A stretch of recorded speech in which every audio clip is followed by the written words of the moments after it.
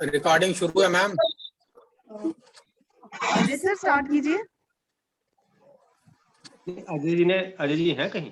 हाँ जी, कहाँ सर है? सर है। सुरजीत सर इजाजत है? जी जी जी जी सर। जी। नमस्कार, आदाब, सत श्री अकाल, गुड मॉर्निंग सभी प्रतिभागियों का इस 15 दिवसीय साहित्य कार्यशाला में आज फिर से स्वागत है। आज की कार्यवाही आगे शुरू करने से पहले अगर इम्तियाज मुगल सर अगर जो पुंछ से हैं वो जुड़ चुके हैं तो उनसे अनुरोध करूंगा कि वे कल के सेशन को लेकर सर वो अभी जुड़े नहीं है सर, जुड़े नहीं है वो, अभी नहीं जुड़े हैं। जी जी जी, रहने दीजिए, रहने दीजिए सर। ठीक है। बाकी प्रतिभागियों से एक गुजारिश है कि अपने आप को म्यूट रखें।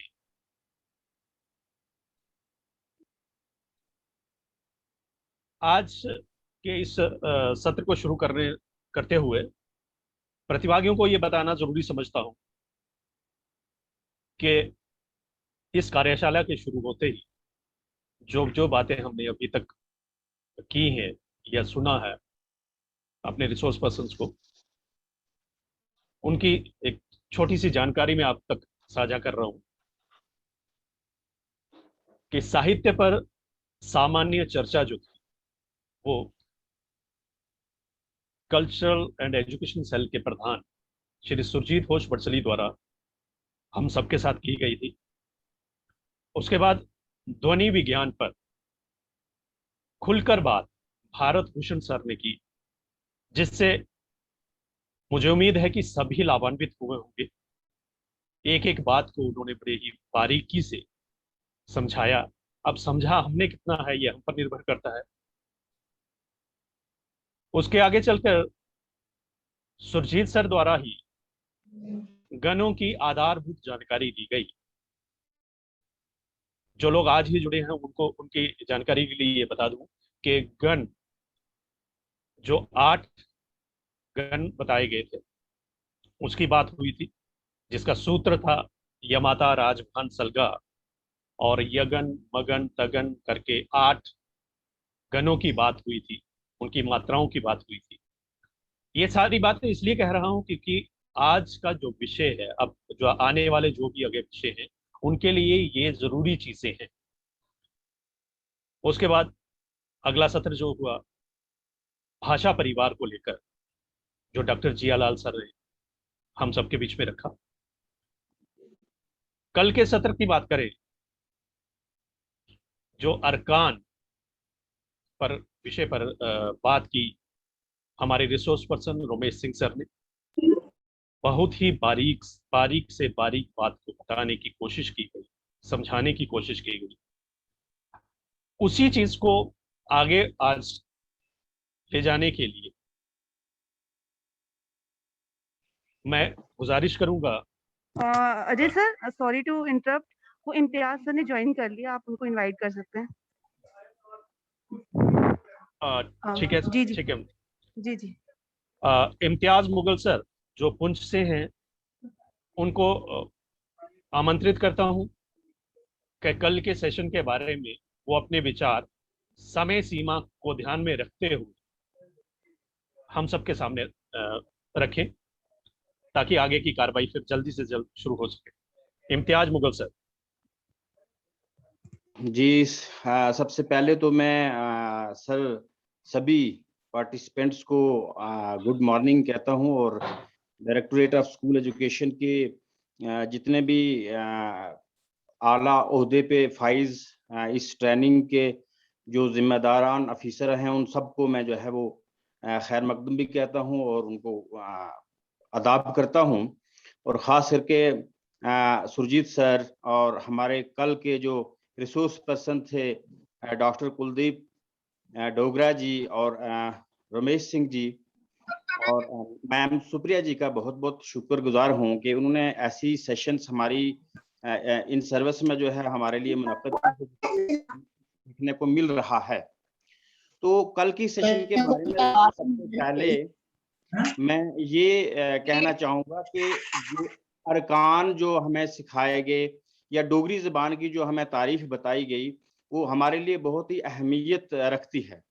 अरकान मीन्स जैसे हम कहते हैं किसी चीज़ के किसी तंजीम के जो मेंबर्स होते हैं उन्हीं को अरकान कहा जाता है उर्दू की लैंग्वेज में। तो ये हमें समझने को मिला, या हरूफ इल्लत का इस्तेमाल कैसे किया जाता है वो हमें समझने और सीखने का जो है वो हमें मौका मिला। और सबसे बड़ी बात हरूफ साजी, यानी कि हरूफ को हमने साज कैसे देना है। हरूफ साजी जो थी वो इस ट्रेनिंग का अहम मुद्दा रही है कल की हमारी इस ट्रेनिंग के अंदर।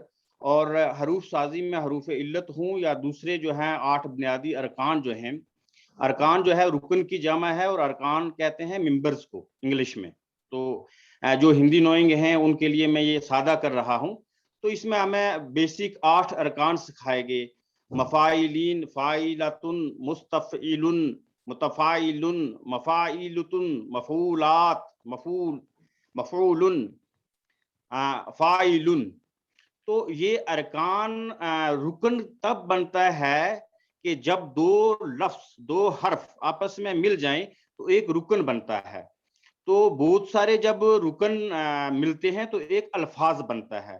तो उन रुकन की जो है उन अरकान, उन अल्फाज के अंदर जो बहुत सारे अरकान होते हैं उनको एक स्पेसिफिक गिनती के लिहाज से, आवाज के लिहाज से उनको एक गिनती के नाम से जो है वो जाना जाता है। जैसे जो लफ्ज 2 हरूफ की आवाज देगा उसको हम 2 से डोनेट करते हैं और जो एक ही आवाज देगा उसको हम 1 से डोनेट करते हैं। यही रूल जो है वो हिंदी में भी अपनाया जाता है। तो जब हम एक हरूफ को किसी दूसरे हरूफ के साथ मिलाते हैं तो इनकी आवाज में तब्दीली हो जाती है। जैसे आ, बा, बू, बी। तो एक लफ्ज था जब हमने आ पर मद्दा लगाया तो आ हो गया, तो इसकी आवाज में तब्दीली आ गई। तो बा पे हम बा के साथ हमने अलफ जोड़ा तो इसकी आवाज में तब्दीली हो गई, बा। तो इस तरीके से इनको हरूफ इल्लत भी कहते हैं। हरूफ इल्लत से तुलबा को अल्फाज साजी सीखने को मिलती है, नए अल्फाज बनाने में आसानी आती है। हरूफ इल्लत, हरूफ इल्लत क्या है हिंदी नोइंग के लिए मैं ये बताना चाहूंगा। हरूफ इल्लत हुए जैसे हम इंग्लिश में वॉवल्स, वॉवल्स जो कहते हैं A, E, I, O, U। Mughal sir सिर्फ जो कल के सेशंस में से फायदा हुआ है उस पर ही बात करें प्लीज, ठीक है? जी सर। तो कल के सिर्फ कल के सेशंस पे आप। जी कल के सेशन में ये जो है अपना अरकान जो हमें सिखाए गए हैं इसमें मैं वही बात कर रहा हूँ कि जो अरकान सिखाए गए हैं, अरकान साजी जो अल्फाज साजी सिखाई गई है उससे हमें गजल या नसर पढ़ने में जो है बहुत मदद मिलेगी, क्योंकि अल्फाज को अलग अलग जो है रुकन में पेश किया गया है और अलग अलग आवाजें और अलग अलग उनको गिनती के लिहाज से जो है हमें बताया गया है कल। तो उसके अलावा जो है कि अपना हरूफ इल्लत के बारे में कल हमें बताया गया कि उनकी आवाजें कैसे आएंगी। तो इसी तरीके से जो डोगरी की जो सेशन थी हमारी डॉक्टर कुलदीप डोगरा जी की, उन्होंने बताया हमें कि डोगरी लैंग्वेज जो है वो हमारी रीजनल लैंग्वेज है, खास करके जम्मू में बोली जाती है, पंजाब में बोली जाती है, उसके अलावा जो है हिमाचल प्रदेश में बोली जाती है। और डोगरी लैंग्वेज के भी आगे सब डिवीजन हुई हैं, जहां पर मिलावट है किसी दूसरी जुबान की तो उस लिहाज से उसके नाम भी रखे गए हैं। ये हमें कल सीखने को मिला। इसी तरीके से अगर हम फोनेटिकली, अगर हम आवाज साजी के लिहाज से देखें डोगरी, तो डोगरी का डायरेक्ट जो है संपत होता है वो होता है संस्कृत से, क्योंकि बहुत सारे अल्फाज संस्कृत के जो हैं वो डोगरी जुबान में मिलते हैं। तो अमीर खुसरू जी ने 13वीं सदी के अंदर जो है वो इसकी डोगरी जुबान को जो है वो किताबी शक्ल दी और डोगरी जुबान की एक जो है बुनियाद है वो डाली। तो लिहाजा डोगरी जुबान या कोई भी जुबान, पहाड़ी जुबान, गोजरी जुबान, डोगरी जुबान, हिंदी जुबान, जुबान को सीखना हमारे लिए इतना अहमियत रखता है इसलिए भी अहमियत है आजकल के दौर में, क्योंकि जो न्यू एजुकेशन पॉलिसी बनी है सर, तो न्यू एजुकेशन पॉलिसी में ये जोर दिया गया है, वहां उस पे एक पॉइंट है कि बच्चे को न्यू एजुकेशन पॉलिसी के मुताबिक में जो है वो अपनी जो मादरी जबान है उसमें उसको समझाया जाए, उसमें उसको सिखाया जाए, उसमें उसको पढ़ाया जाए, उसमें उसको जो है वो उसका थीम जो है उस तक जो है वो लाया जाए। तो इसलिए डोगरी ज़बान में डायरेक्टोरेट और आप सब लोग का शुक्रगुज़ार हूँ कि इस ऐसी सेशन से हमें फ़ायदा, हमारे एजुकेशन डिपार्टमेंट को फ़ायदा होगा। ऐसी और भी सेशंस होनी चाहिए ताकि हम ज़बान सीखें और अपने बच्चों को भी साथ सिखा सकें, और अपना कलाम सर, जो अपना कलाम है वो भी अच्छी तरीके से हम लिख सकें, और लिखने के बाद जो है उसको अल्फाज साजी भी दे सकें। तो अल्फाज साजी हमने सीखी, जो है अरकान उर्दू थे उसमें अल्फाज साजी सीखी। जैसे पानी है, तो ये सिर्फ पानी को अगर कोई हम अल्फाज साजी नहीं जानता है तो पानी को गलत भी पढ़ सकता है, तो पानी की आवाज जब हम निकालेंगे तो पानी। तो इसी तरीके से बहुत सारी आवाजें जो है हमें सीखने को जो है वो मिली हैं। तो इसी तरीके से केला है, चूहा है, गंदम है, सहरा है, आबादी है, लोहा है, ये अल्फाज बोलने कैसे हैं, ये अल्फाज बोलने कैसे हैं, ये हमें जो है डॉक्टर जो है रमेश सिंह जी जो हमारे सर्स थे, रिसोर्स पर्सन जो कल थे, उन्होंने हमें बड़े अच्छे तरीके से सिखाया है, और मैं इसके लिए बड़ा शुक्रगुजार हूँ। और डोगरी ज़बान की जो है तारुफाना जो है हमारे साथ जो सेशन थी उससे भी हमें बहुत फायदा हुआ है, और मैं उम्मीद करता हूं कि आगे आप पहाड़ी और गोजरी दोनों को लेकर चलेंगे।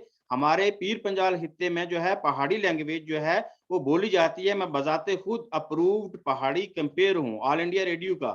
तो पहाड़ी जबान को भी मैं समझता हूँ कि आस्ता आस्ता जो है वो स्कूलों में लाया जा सकता है और लाया जाना चाहिए। तो इसलिए मैं आज की इस अपनी बातचीत के हवाले से रिक्वेस्ट करता हूं सुरजीत सर से कि पहाड़ी पर भी रखिए आप सेशन, और पहाड़ी के हमारे पास अनवर खान साहब पुंछ से अच्छे रिसोर्स पर्सन है, और इस तरीके से पहाड़ी के यहाँ बहुत सारा मवाद लिखा गया है पहाड़ी पे, तो पहाड़ी की सेशन भी होनी चाहिए, उसका हम थोड़ा सा खला महसूस कर रहे हैं। बहुत बहुत शुक्रिया, मैं ज्यादा कुछ नहीं कहूंगा, वक्त क्योंकि मुझे 5 मिनट के लिए कहा गया है, तो इसलिए मैं ज्यादा वक्त नहीं लेना चाहता हूँ। तो कल की सेशन का ये है कि हमें बहुत फायदा हुआ है, जो है अरकान साजी जो हमें सीखने को मिली, उसके साथ साथ डोगरी ज़बान का जो है वो तारीखी पस मंजर जो पेश किया गया वो बहुत ही फायदेमंद था। शुक्रिया, जय हिंद। शुक्रिया इम्तियाज सर।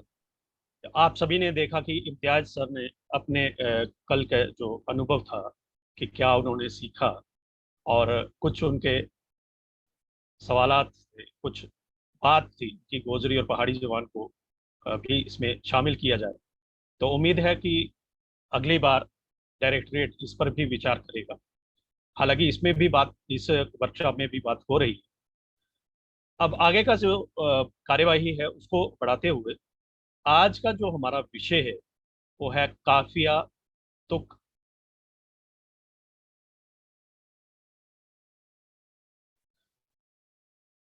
काफिया रदीफ एक ऐसी चीज है जो साहित्य का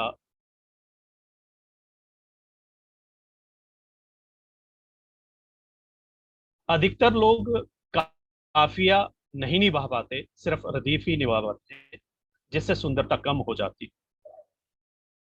आज सुरजीत सर हमें उसी के बारे में बताएंगे कि किस तरह से साहित्य को और सुंदर बनाने के लिए काफिया रदीफ का इस्तेमाल किया जाता है। दूसरी बात ये, सर को इनवाइट करने से पहले ये दूसरी बात ये सबको क्लियर करना चाहूंगा कि पिछले सत्रों में हम देख रहे हैं कि हमारे प्रतिभागी कुछ परेशान से दिख रहे हैं। बार बार एक प्रश्न उठता है कि क्या हिंदी उर्दू के लिए अलग अलग है या कुछ है। ये साफ कर देना चाहते हैं हम लोग कि भाषा कोई भी, हिंदी है, डोगरी है, पहाड़ी है, गोजरी है, या कोई भी और भाषा है, उनके सभी के लिए नियम एक है। इसमें अपने आप को कंफ्यूज ना करें, परेशान ना हो। हर एक संशय का निवारण यहाँ पे किया जा रहा है। हम उन बच्चों की तरह हैं जो अपने दादा दादी से कहानी सुनते हुए उस बात को सुनने से पहले ही कह देते हैं आगे आगे आगे। अच्छा भी है कि एक क्यूरियोसिटी जागती है कि आगे क्या है, लेकिन जो बात जिस वक्त बताई जा रही है उसी सिलसिलेवार उसको अगर समझा जाए तो आगे जाके हमें किसी तरह की परेशानी नहीं होगी, हम अच्छा साहित्य रच सकेंगे, समझ सकेंगे। अब मैं डायरेक्टरेट ऑफ स्कूल एजुकेशन के कल्चरल सेल के प्रधान श्री सुरजीत घोष बड़सली और मेरे साहित्य गुरु जी से निवेदन करूंगा कि वह अपने आशीर्वाद रूपी शब्दों से हमें कृतार्थ करें और आज का जो विषय है काफिया, तुक और रदीफ, उसके बारे में तफसीली जानकारी दें। सुरजीत घोष बड़सली सर।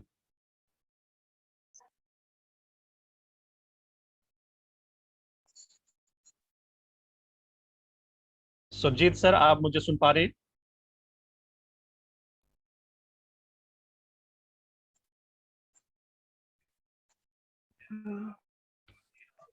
शायद सर आउट हो चुके हैं। एक मिनट अजय सर, जी मैम। देखते हैं।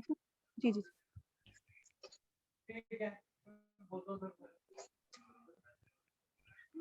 जब तक सुरजीत सर जुड़ते हैं तब तक मैं हाँ ये सर, बात आप कुछ समझा दीजिए इनको। जी मैं हाँ। ये चीज कहना चाह रहा था कि सर जुड़ चुके हैं सर, हाँ। जुड़ चुके नहीं, कहिए कहिए अजय जी, अजय जी खत्म कर जी लीजिए। सर, मुझे सिर्फ और कुछ नहीं कहना था। मैं ये कहना चाह रहा था कि कोई भी पोस्ट है, हमारे प्रतिभागी हर जगह अपना सीरियल नंबर,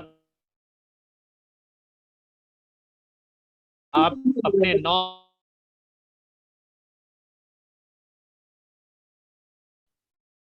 तो ये मेहरबानी करके बार बार हर जगह पर, हर पोस्ट पर अपना सीरियल नंबर, नाम लिखने की जरूरत नहीं है। आप सिर्फ वही लिखें जो आपका प्रश्न, ताकि उसका निवारण हो सके। सुरजीत सर, अब मैं आपसे रिक्वेस्ट करता हूँ, गुजारिश करता हूँ कि अब जी आज का जो विषय है वो आप शुरू करें। जी, शुक्रिया। मैं उस वक्त जब मेरा सिग्नल उड़ गया, मुझे अपना ठीक नजर आ रहा था, आप स्टिल नजर आ रहे थे। मैं कह रहा था, मैं बोल भी रहा था कि शायद अजय जी का सिग्नल उड़ गया है, तो मैं खुद शुरू कर लेता हूँ, और मैंने शुरू कर लिया था, तो फिर से शुरू करूंगा मैं। असल में मेरा सिग्नल उड़ा था। वो इसके मैं चुटकुले के साथ ही शुरू करूंगा। एक आदमी डॉक्टर के पास चला गया, कहता है कि डॉक्टर साहब, पूरे बदन पर जहां भी उंगली लगाता हूं बहुत तेज दर्द होता है। और डॉक्टर ने पूरे शरीर का एक्सरे निकाला, अल्ट्रासाउंड निकाला, कहते शरीर तो बिल्कुल ठीक है। उसने कहा शरीर तो ठीक है सर, मैंने कब कहा शरीर को प्रॉब्लम है, उंगली को मेरी प्रॉब्लम है। शरीर के जिस भाग को भी टच करता हूँ उंगली में दर्द होता है, ये तो आपने पूछा नहीं। तो प्रॉब्लम मुझ में थी और मैं आप में ढूंढ रहा था। ये आदमी की नीयत भी होती है कि अपनी परेशानी को वो दूसरों में ढूंढता है। असल में प्रॉब्लम हमारे अंदर ही होती है, और ये साहित्य कार्यशाला उसी चीज को समझने के लिए है। एक हिंदी का शब्द है, अंग्रेजी में कंसाइंस जिसे कहते हैं। कॉन्शियस अलग चीज होती है, कंसाइंस जिसे कहते हैं, उर्दू के लिए पता नहीं क्या शब्द इसके लिए है। उसका अर्थ ही यही है, विवेक का जागना ज्ञान के जागने से ज्यादा अच्छा है। बहुत ज्यादा ज्ञान आदमी को, रावण को भी बहुत ज्यादा ज्ञान था। ज्ञान को कंट्रोल करने के लिए विवेक चाहिए, और विवेक जागता है साहित्य से। जहां आदमी को यह समझ आती है कि अगर कोई लाइफ में परेशानियां चल रही हैं तो उसके कारण कोई और नहीं, मैं ही हूं। और अगर दूसरा कोई कारण है तो हम पहले क्या दूसरे को सुधारेंगे, उसके बाद अपनी परेशानियां ठीक करेंगे। हमें खुद ही तो ठीक करनी का होगी। मीनिंग इसलिए है हमें ज़मीर। ये कृपया कृपया आप सब टीचर्स हैं, पता होना चाहिए। अगर आपके घर में शोर शराबा है कोई, तो अपनी माइक ऑफ रखिए। हाँ, तो मैं ये कह रहा था कि विवेक वही चीज है, कंसाइंस वही चीज है जहां से हमें सही और गलत की पहचान होती है। अक्सर दो लोगों में जब झगड़ा होता है, दोनों अपने अपने आप को सही कह रहे होते हैं, और छोटे से छोटा झगड़ा सालों की या मृत्यु तक वो चलता है। अब इस्लाम में लिखा गया है कि 24 घंटे से ज्यादा एक दूसरे से उठे नहीं रहना चाहिए। क्यों कहा गया? ताकि जब बातचीत करेंगे तो हल निकलेगा और पता चलेगा किसकी गलती है, और ये हमें सीखना चाहिए। कंसाइंस जागनी चाहिए। कंसाइंस जागने के लिए, विवेक जागने के लिए हमें साहित्य के साथ दो चार होना चाहिए, साहित्य सीखना चाहिए। साहित्य रचना नहीं भी है तो भी हमें बहुत साहित्य पढ़ना चाहिए। खैर, इम्तियाज साहब के प्रश्न थे, मैं मानता हूँ गलती अपनी इस बार, जो हमने पहाड़ी और पंजाबी को शामिल नहीं किया। सबसे पहले मैं इसे अपनी गलती मानता हूँ। कारण भी बताता हूँ, हालांकि कारण मेरी सफाई नहीं है। गलती मान ली तो उसके बाद कैसी सफाई। पिछले साल हमने 6 भाषाओं पे वर्कशॉप की थी, यही वाली वर्कशॉप, और पंजाबी और पहाड़ी के लिए कोई नहीं आया था। पर इस बार हम ये अंदाजा लगाने में चूक हो गई, हो जाती है क्योंकि बहुत सारा काम चलता रहता है तो अचानक हो जाती है चूक, कि पिछले साल के मुकाबले इस साल बहुत सारे लोग आएंगे। पिछले साल अगर पहाड़ी और पंजाबी के नहीं आ पाए लोग, तो इसका अर्थ ये नहीं लेना चाहिए कि इस साल भी नहीं आएंगे।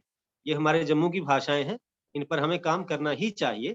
और अगर ईश्वर ने कोई ऐसी जगह दी है जहां हम ये काम कर सकते हैं, सेवा कर सकते हैं, तो ये सेवा हमें करनी ही चाहिए। इम्तियाज साहब, बहुत शुक्रिया आपका याद दिलाने के लिए। 1-2 साथी पहले भी याद दिला रहे थे, इसके लिए हम आपके धन्यवादी हैं। और कोशिश करेंगे डायरेक्टर साहब से, हालांकि डायरेक्टर साहब नहीं मुकरते, उनका फोकस है भाषाओं पे। इनसे पहले जो डायरेक्टर थी अनुराधा मैम, उनका भी बहुत ज्यादा फोकस था साहित्य के लिए, भाषाओं पे काम काज के लिए। और इनसे भी इन्होंने खुद कहा कि भाषाओं पे काम हो। जब हम इनके पास ये प्रपोजल लेकर गए और हमने बताया कि पिछली वर्कशॉप ऐसे ऐसे हुई, एक वर्कशॉप हुई है, वो हैरान रह गए। वो कहते हैं एजुकेशन डिपार्टमेंट ने ये वर्कशॉप की, उनके लिए ये बहुत बड़ी बात थी। वो कहते हैं इसको पूरे भारत को पता चलना चाहिए कि इस तरह की वर्कशॉप एजुकेशन डिपार्टमेंट कर रहा है। और वाकई ऐसी वर्कशॉप ना केवल एजुकेशन डिपार्टमेंट बल्कि किसी संस्था के लिए भी बिल्कुल नई है, जिसमें कई भाषाओं पर एक साथ ऑनलाइन 15 दिन की वर्कशॉप हो। और बात तो यह है कि कोई मानता ही नहीं कि साहित्यकार बनाए भी जा सकते हैं अगर थोड़ी सी प्रैक्टिस की जाए, अभ्यास करवाया जाए। तो इसलिए भी एक नई बात है और बन रहे हैं, पिछली वर्कशॉप में बने, इसमें भी बने। ये इम्तियाज साहब की बात का उत्तर था। अब मैं अपने बात शुरू करने से पहले एक बात कहना चाहूंगा यहाँ। कई बार मैं हर बार कहता हूँ जब भी मैं बताना चाहता हूँ कि जब भी मैं अपने साथियों को देखता हूँ, उनके नॉलेज को देखता हूँ, कई तरह के अलग अलग, मेरे कल्चरल सेल में ही जैसे आशुतोष सर बिल्कुल चुप रहते हैं, कभी कभार बात करते हैं। और जब बात करते हैं तो मैं सोचता हूँ कि जो सोचने का इनका नजरिया है, मेरा क्यों नहीं डेवलप होता ऐसा नजरिया, या जितना नॉलेज इनके पास है वो मेरे पास क्यों नहीं होता। जैसे तेल की जरूरत खत्म हो जाने पे, पिछले दिनों मैंने बात की कि अगर तेल की जरूरत खत्म हो गई तो वर्ल्ड सिनेरियो क्या होगा, उस पर जैसे उनकी टिप्पणी थी, एकदम टिप्पणी थी।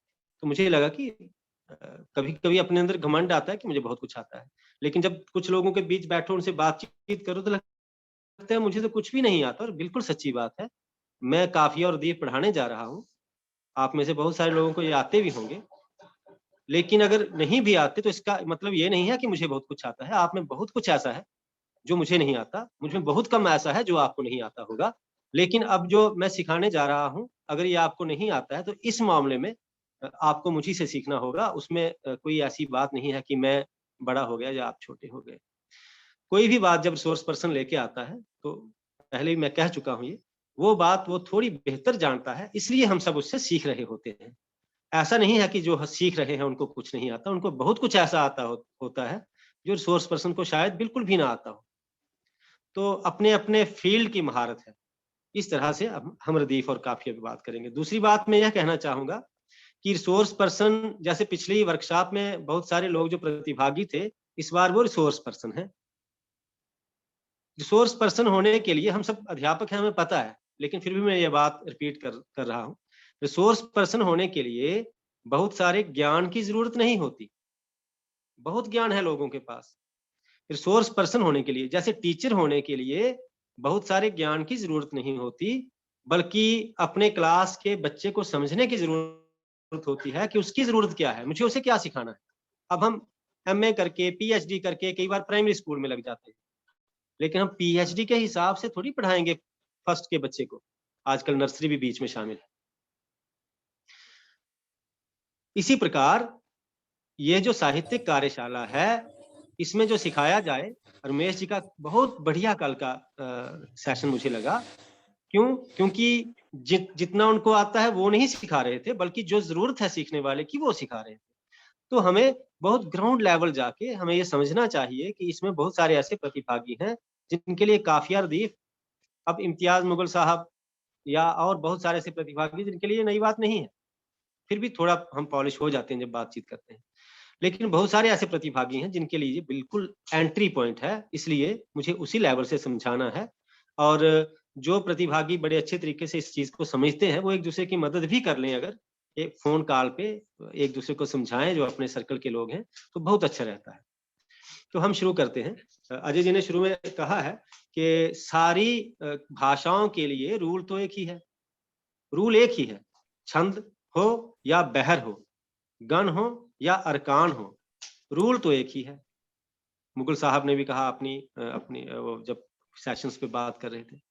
हाँ, विधाएं अलग अलग हैं, जैसे गजल उर्दू से होती हुई पहुंची है भारत की भाषाओं में, अरबी फारसी से निकल कर आई, उर्दू से होती हुई उर्दू को रास्ता बनाया और भारतीय भाषाओं में पहुंची।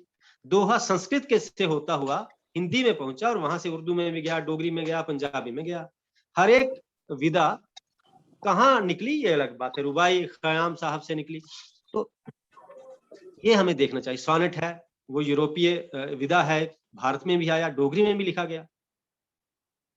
तो विधा कहाँ है वो अलग बात है, विधा एक अलग चीज है, लेकिन गिनती एक ही है, हर जगह गिनती एक ही है। क्यों? क्योंकि गिनती भाषा क्या है, भाषा के बाद उसकी लिपि है एक, जिसकी निशानियां हैं। ये आवाज निकलेगी तो हम कागज पे कैसे लिखेंगे, वो तो निशानियां हैं। अगर हम एक ही जगह पे Z को हम A पढ़ेंगे तो ध्वनि थोड़ी बदल जाएगी, आवाज थोड़ी बदल जाएगी। हम Z निशान रखते हैं, हम उसे A पढ़ते हैं, A B, तो वो A हो जाएगा, उसकी अपनी आवाज कोई नहीं है, वो तो हमने निशानी रखी है ना। इसलिए आवाज के लिए रूल है, रूल आवाज के लिए हैं, ना कि उनकी निशानियों के लिए रूल है। इसलिए मैंने कहा था कि आंखों से ना कानों से, हमें मात्राएं कानों से समझनी है। काफिये का और रदीफ का भी बहुत बड़ा योगदान होता है लय को बनाने के लिए। हर तरह का काफिया बीच में फिट नहीं हो जाता जो तुक एक जैसी हो तो मिल जाए। जहां एक दो काफिया होगा, एक दो ही होगा, दो दो काफिया करेंगे तो वहां टूट जाएगा, वो बहर के हिसाब से ही फिट होगा। अब मैं आपको हिंदी वाले काफिया सोच रहे होंगे क्या है, अजय जी ने कहा जैसे तुक, काफिया को हिंदी में तुक कहा गया है। ऐसे तो हम कहते हैं तुक्के नहीं मारो, ऐसे तो कहते हैं, उसका अलग अर्थ निकलता है, लेकिन जो साहित्य में तुक कहते हैं वो है आर के साथ तुक है, पार, स्वार, प्यार, यार, परवरदिगार, ये तुक है। अंग, संग, नंग, अपंग, ये तुक है। थोड़ी सी, हालांकि तुक पे भी आज बात अनवर खान साहिब करेंगे, जिसके मुगल साहब ने जिनका नाम लिया था, बहुत अच्छे अदब के जानकार हैं वो। सेकंड सेशन उन्हीं का है, गजल पे बात करेंगे वो, लेकिन थोड़ी सी मुझे गजल पे बात साथ साथ में करनी पड़ जाएगी, क्योंकि उसके बिना हमें तुक और ये रदीफ समझ नहीं आएंगे, काफी और रदीफ समझ नहीं आएंगे। यहाँ जो हमारे साथी ऐसे जुड़े हैं, माफ करना मैं साथ में चाय पीऊंगा, हमारे साथी ऐसे जुड़े हैं जो पहले से फेसबुक पे रचनाएं लिखते हैं, मैं देखता रहता हूँ बहुत सारे साथी हैं। कई बार कईयों को मैं मैसेज, रुकिए मैं म्यूट कर रहा हूँ।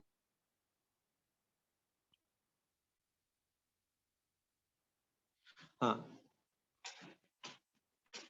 मैं कईयों को जब मैसेज करके कहता हूं कि आप ठीक है, आप लिख रहे हैं, सोच आपकी अच्छी है, थोड़ी बहर सीख लीजिए और काफिया रदीफ भी ध्यान में रखिए, समझाता हूं इस तरह से, तो कई बार अच्छा जवाब भी आता है, हर बार अच्छा नहीं आता।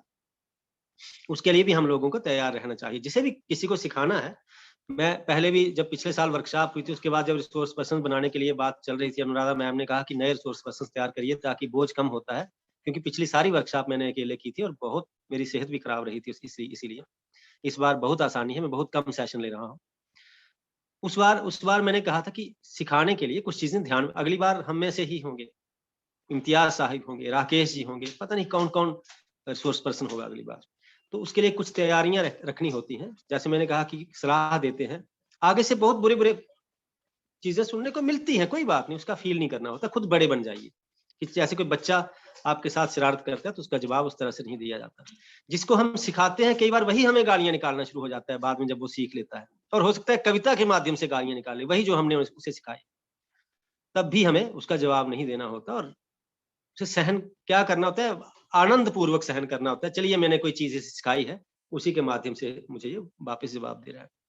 और दूसरी बात, तीसरी बात यह है कि कई बार हमारी कोशिश होनी चाहिए जो भी कविता रचता है उसे हम समझाएं कि ये कविता नहीं होती, ये नज्म नहीं होती, ये साहित्य नहीं होता, चाहे वो जो भी जवाब हमें देता है। हमारा फर्ज है एक आध बार उसको हमें समझाना है कि इस तरह की कविता नहीं होती, आप कोशिश करिए, आप ठीक कर सकते हैं। अगर वो नहीं सुनना चाहता, एक दो बार कोशिश करके फिर छोड़ सकते हैं उसे, और लेकिन आखिरी संदेश के साथ उसे कि कभी भी आपको लगे कि यह कविता नहीं होती तो मुझसे संपर्क जरूर करिए और मैं हाजिर हूं। इस तरह से जब हम नम्र होकर किसी को सिखाएंगे तो ही हम सिखा पाएंगे, नहीं तो नहीं सिखा पाएंगे। इसलिए कितने ही शायर हैं लेकिन नहीं सिखाते, किसी को नहीं सिखा पाते। ये हमें परंपरा बनानी है कि हम सिखाते रहें और आसपास का एक माहौल साहित्यिक बनाते रहें। मैं शेयर करूंगा व्हाइट बोर्ड, जिसके माध्यम से मैं समझाऊंगा रदीफ और काफिया।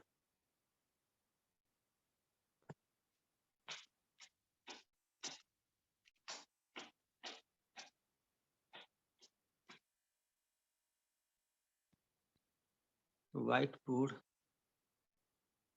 क्या ये व्हाइट बोर्ड ही है? हाँ, व्हाइट बोर्ड ही है।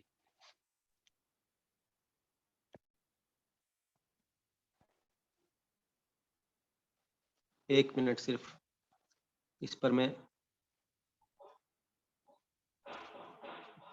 कुछ चीजें पेस्ट करके फिर आपको समझाऊंगा रदीफ काफिया किस प्रकार होता है।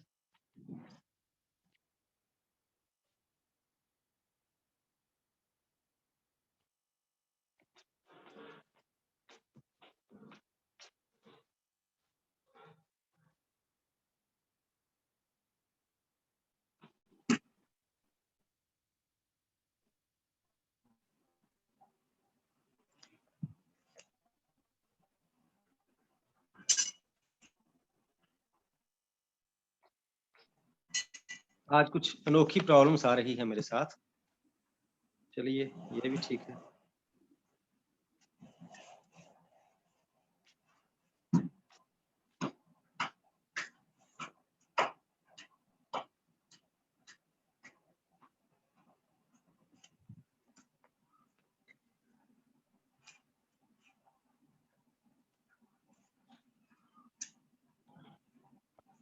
हाँ,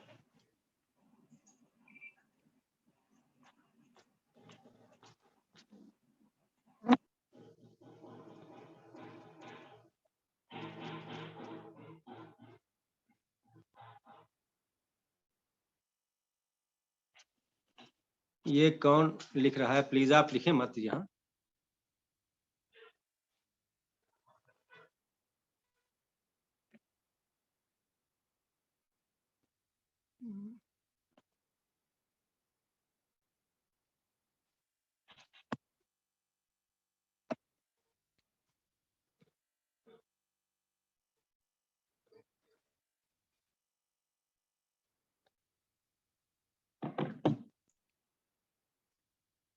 प्रॉब्लम आ रही है, एक सेकंड रुकिएगा। मुझे फिर से ज्वाइन करना होगा, मुझे को होस्ट कर दीजिएगा, मुझे फिर से ज्वाइन करना होगा।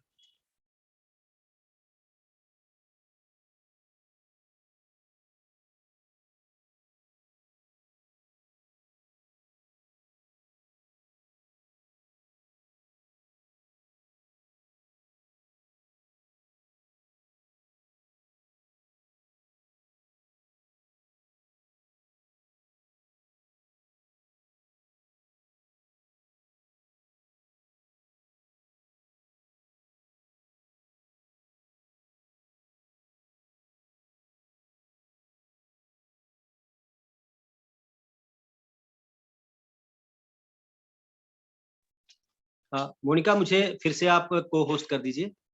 हाँ, को होस्ट हूँ, ठीक है, हूँ मैं।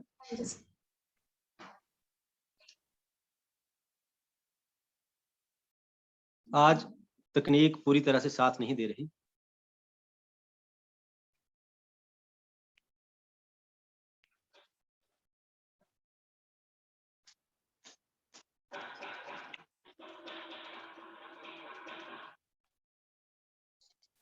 आज तकनीक भी हमारे धैर्य की परीक्षा ले रही है सर। बिल्कुल बिल्कुल बिल्कुल।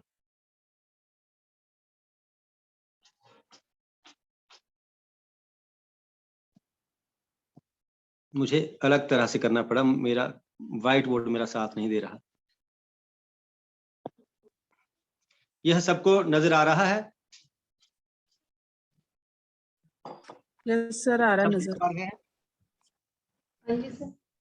यस हाँ सर, जी, आ रहा है नजर, हाँ। नजर आ रहा है। देखिए, अब बहुत सारे लोग कविताएं लिखते हैं जो फेसबुक पे मैंने कहा पहले से, तो वहां इस प्रकार से लिखी जाती है, लगता है कि ठीक ही है आम लोगों को, क्योंकि ऐसे एक लय सी बन रही होती है छोटी मोटी, और ऐसे भी कौन देखता है ठीक है या गलत है, वाह वाह कर देते हैं। लेकिन हमें आज जो रदीफ काफिया हम सीख रहे हैं, ध्यान से सुनिएगा, रदीफ क्या है और काफिया क्या है, ये हमें पूरा ध्यान रखना है। चाहे हमें कविता लिखनी है, चाहे गजल लिखनी है, चाहे गीत लिखना है, काफिया तो चाहिए ही चाहिए।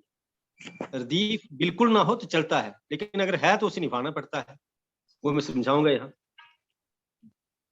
अब देखिए, आपको नजर आ रहा होगा, कोई उम्मीद बर नहीं आती, कोई सूरत नजर नहीं आती। सबको दिख रहा है? जी सर। हाँ जी सर। अब हाँ, अब जो नहीं आती और नहीं आती है, ये गजल है। गजल की शक्ल ये होती है। आज विस्तार से अनवर खान साहब बताएंगे, इसलिए गजल पर ज्यादा बात मैं नहीं करूंगा, पर काफिया रदीफ समझाने के लिए गजल ही मैंने ली।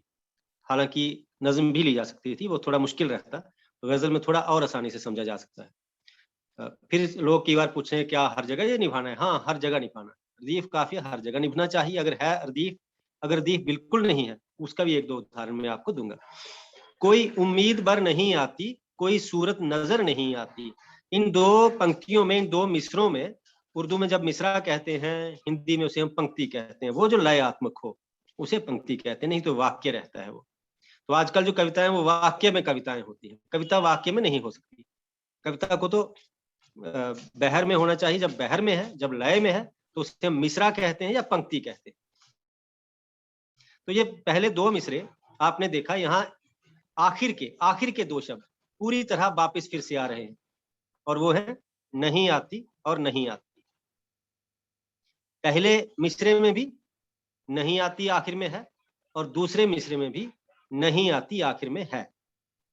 वो अल्फाज, वो शब्द जो मिसरे के, जो पंक्ति के आखिर में ध्यान रखिएगा, बीच में तो कोई है उधर भी है, कोई उधर भी है, उसे रहने दीजिए।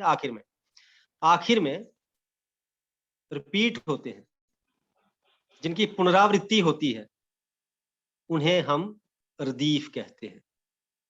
ठीक जी, उन्हें हम रदीफ कहते हैं। तो इस गजल का मतला इसे कहते हैं। मतला, जो पहली दो लाइनें जहां रूल बन जाता है, पूरी गजल के लिए रूल तैयार हो जाता है। वो रूल तैयार हो गया है कि रदीफ होगा नहीं आती। ये है रदीफ। नहीं आती, नहीं आती, नहीं आती, ये आखिर तक रहेगा। जब तक हम काफिया निभा रहे हैं, हमें रदीफ निभाना है। गजल में तो काफिया निभाना ही निभाना है। पहली दो लाइनें, जो जिसे पहली दो पंक्तियां या पहले दो मिसरे जिन्हें कहेंगे हम, पहले तो उनमें हमें काफिया और रदीफ निभाने, दोनों में, पहली में भी और दूसरी में भी। तीसरी को हम आजाद रख सकते हैं। किससे? काफिया और रदीफ से आजाद रख सकते हैं, बहर से नहीं, लय से नहीं। बहर तो वही पकड़नी पड़ेगी। चौथी जो इवन जितनी भी पंक्तियां इवन आएंगी, इवन नंबर पर आएंगी, चौथी, छठी, 8वीं, 10वीं, 12वीं, इन सब पंक्तियों को, इन सब मिसरों को हमें काफिया और रदीफ देना ही पड़ेगा, इसी रूल के तहत। जैसे यहां अब रदीफ के बिल्कुल पीछे, एन पीछे काफिया होता है, बहुत दूर पीछे नहीं, बिल्कुल रदीफ के साथ लगा हुआ, उसे हम काफिया कहते हैं। जिसमें तुक मिल रही हो, जिसमें ध्वन्यात्मक समानता हो। ध्वन्यात्मक समानता, जैसे बर, नजर, ये ध्वन्यात्मक समानता है। कोई उम्मीद बर नहीं आती, कोई सूरत नजर नहीं आती। बर, नजर, घर, तर, सर, डर, भर, इस तरह से सारे शब्द जो हैं वो हम काफिया के तौर पर लिख सकते हैं। आगे के लिए आप देख लीजिए, मौत का एक दिन मुअय्यन है, नींद क्यों रात भर नहीं आती। क्या इसका कलर चेंज नहीं कर पाऊंगा? यहाँ यहाँ नहीं होगा।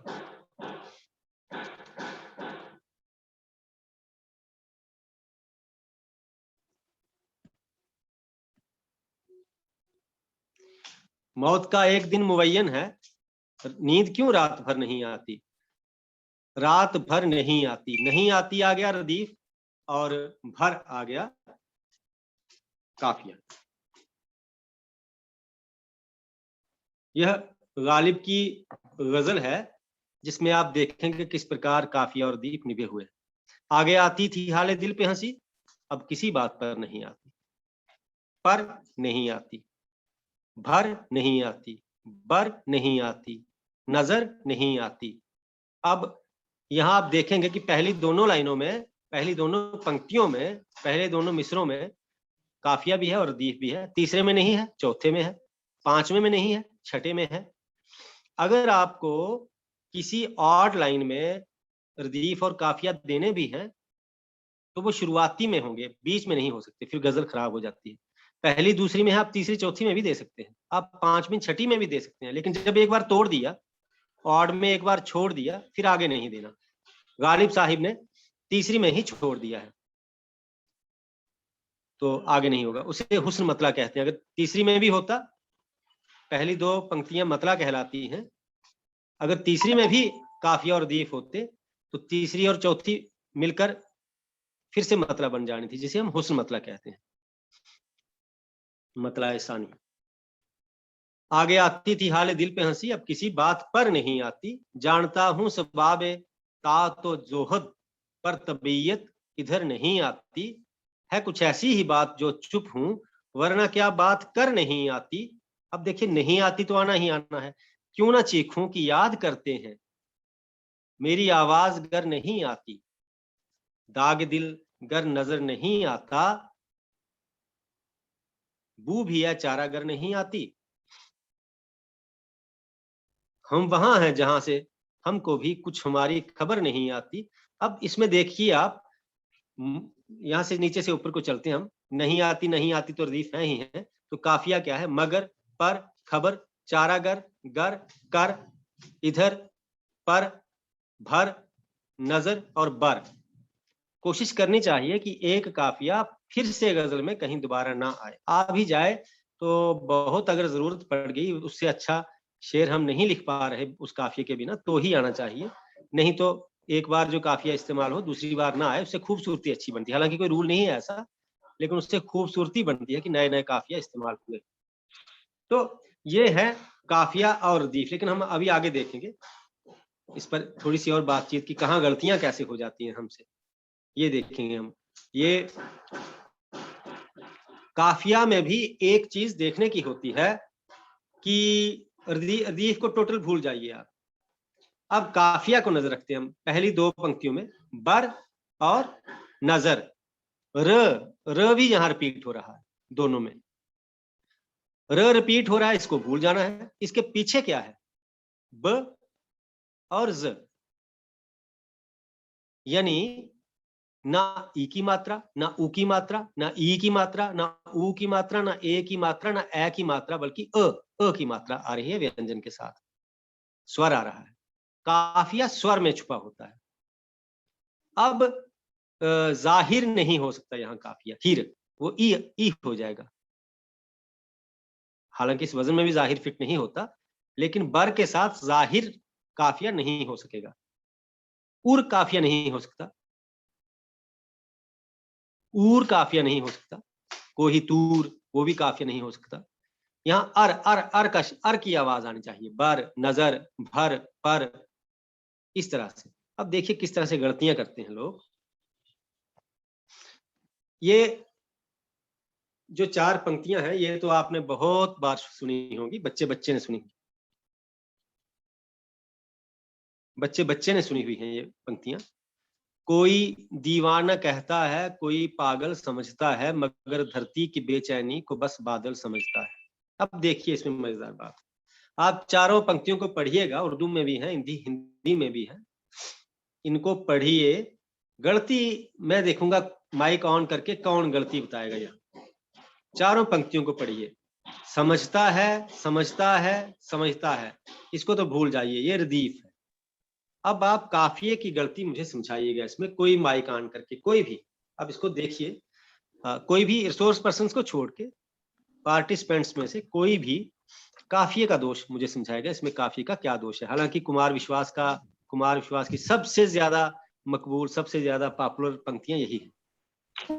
सर जी इसमें सर जी, एक करके, हेलो, हाँ जी, हेलो, एक करके बोलिएगा। जी जी।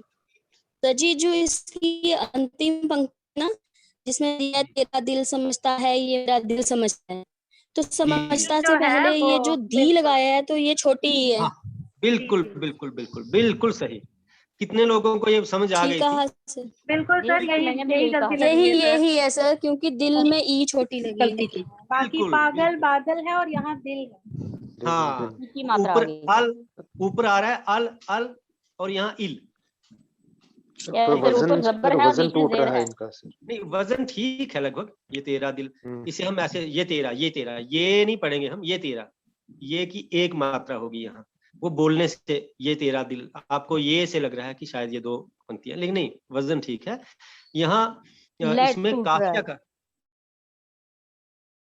काफिया का दोष है। पागल बादल के साथ दिल काफिया नहीं होगा, लेकिन पूरी दुनिया ने इसको गाया और पूरी दुनिया ने सराहा। जहां भी कुमार विश्वास साहब जाते हैं इसकी फरमाइश जरूर होती है, और जब शुरू करते हैं तो यूथ बहुत तालियां बजाता है। इससे पता चलता है कि साहित्यिक ह्रास कितना हो रहा है, साहित्य कितना ह्रास की ओर उन्मुख है। वरना गालिब इत्यादि जब थे उनके जमाने में, ऐसा दोष हो तो मुशायरा में स्टेज पे खड़ा नहीं रहा जा सकता था। लोग जूते मारते थे, टमाटर मारते थे, अंडे मारते थे। लेकिन आज इसी चीज पर खूब वाहवाही मिल जाती है। अभी देखिए, हम थोड़ा काफिया की किस्मों पे बातचीत करेंगे थोड़ी सी। काफिया एक तो है, हम ऐसे कई लोग चुस्त काफिया और सुस्त काफिया के नाम से भी इन्हें कहते हैं। चुस्त काफिया जिसमें बड़ी आसानी से काफिया की समझ आ जाती है और बड़ा मजा आता है। आम आदमी को ही पता चल रहा होता है काफिया ये है। पार हो गया, यार हो गया, दिलदार हो गया, यहाँ एक चुस्त काफिया है। सुस्त काफिया में सिर्फ आखिर में मात्रा मिलती है। अदा, बुरा, कहा, आ की मात्रा आखिर में आ रही है, तो इसे हम कहेंगे ये काफिया स्वर का काफिया है, सिर्फ मात्रा का काफिया है। यहाँ इसका उदाहरण भी, इंतहा और मेरी जब्त का, नहीं, इम्तिहां और मेरी जब्त का तुम क्या लोगे।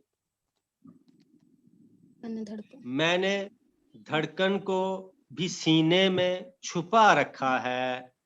दिल था एक छोला मगर बीत गए दिन वो कतील।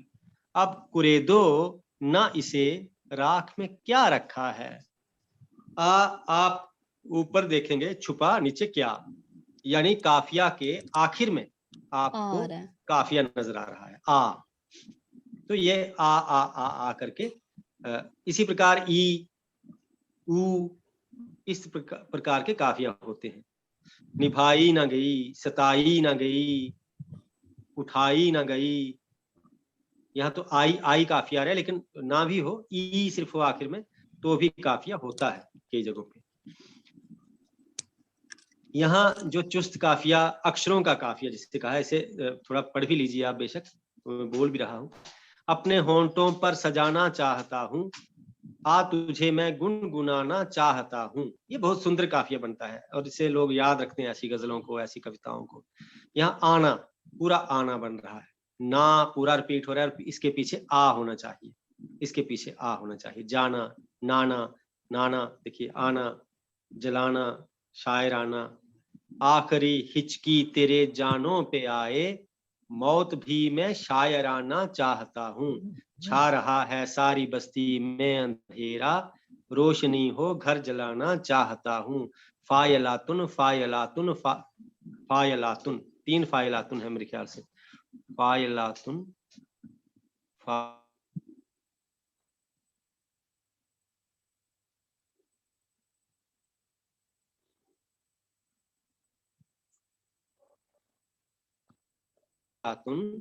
कोई आंसू तेरे दामन पर गिराकर। फायलातुन फायलातुन फायलातुन, बूंद को मोती बनाना चाहता हूँ, फायलातुन फायलातुन फायलातुन, थक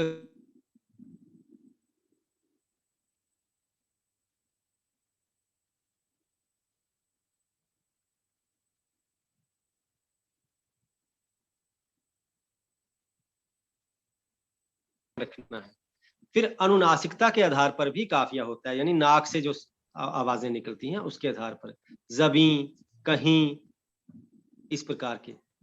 इसमें कमी नहीं आता, कमी के म के ऊपर बिंदी नहीं होती है, ध्यान रखना है। कमी काफिया जिंदगी के साथ है। आपने सुना होगा गीत, वो कोई दीवार सी गिरी है अभी, क्या है वो गजल है, क्या है, दिल में एक लहर सी उठी है अभी, कोई ताजा हवा चली है अभी। अब इसके बीच में एक शेर देखिएगा कि दिल किसी बज़्म में नहीं लगता, जाने किस चीज की कमी है अभी। उठी है, कमी है, तो इससे हमें सीधा क्लियर हो जाता है कि कमी के ऊपर अनुनासिकता नहीं है, बिंदी नहीं है। बिंदी होती अगर तो इसके साथ से चल सकता था। अब अनुनासिकता के ये उदाहरण दिए हैं उन्होंने। रची है रत जगों की चांदनी जिनकी जबीनों में, कतीले कुम्र गुजरी है हमारी उन हसीनों में। ओ, ये नो को इसने काफिया लेने की कोशिश की है, लेकिन यहाँ उदाहरण थोड़ा गलत है। इनो, इनो है ये, इनो, इनो काफिया है।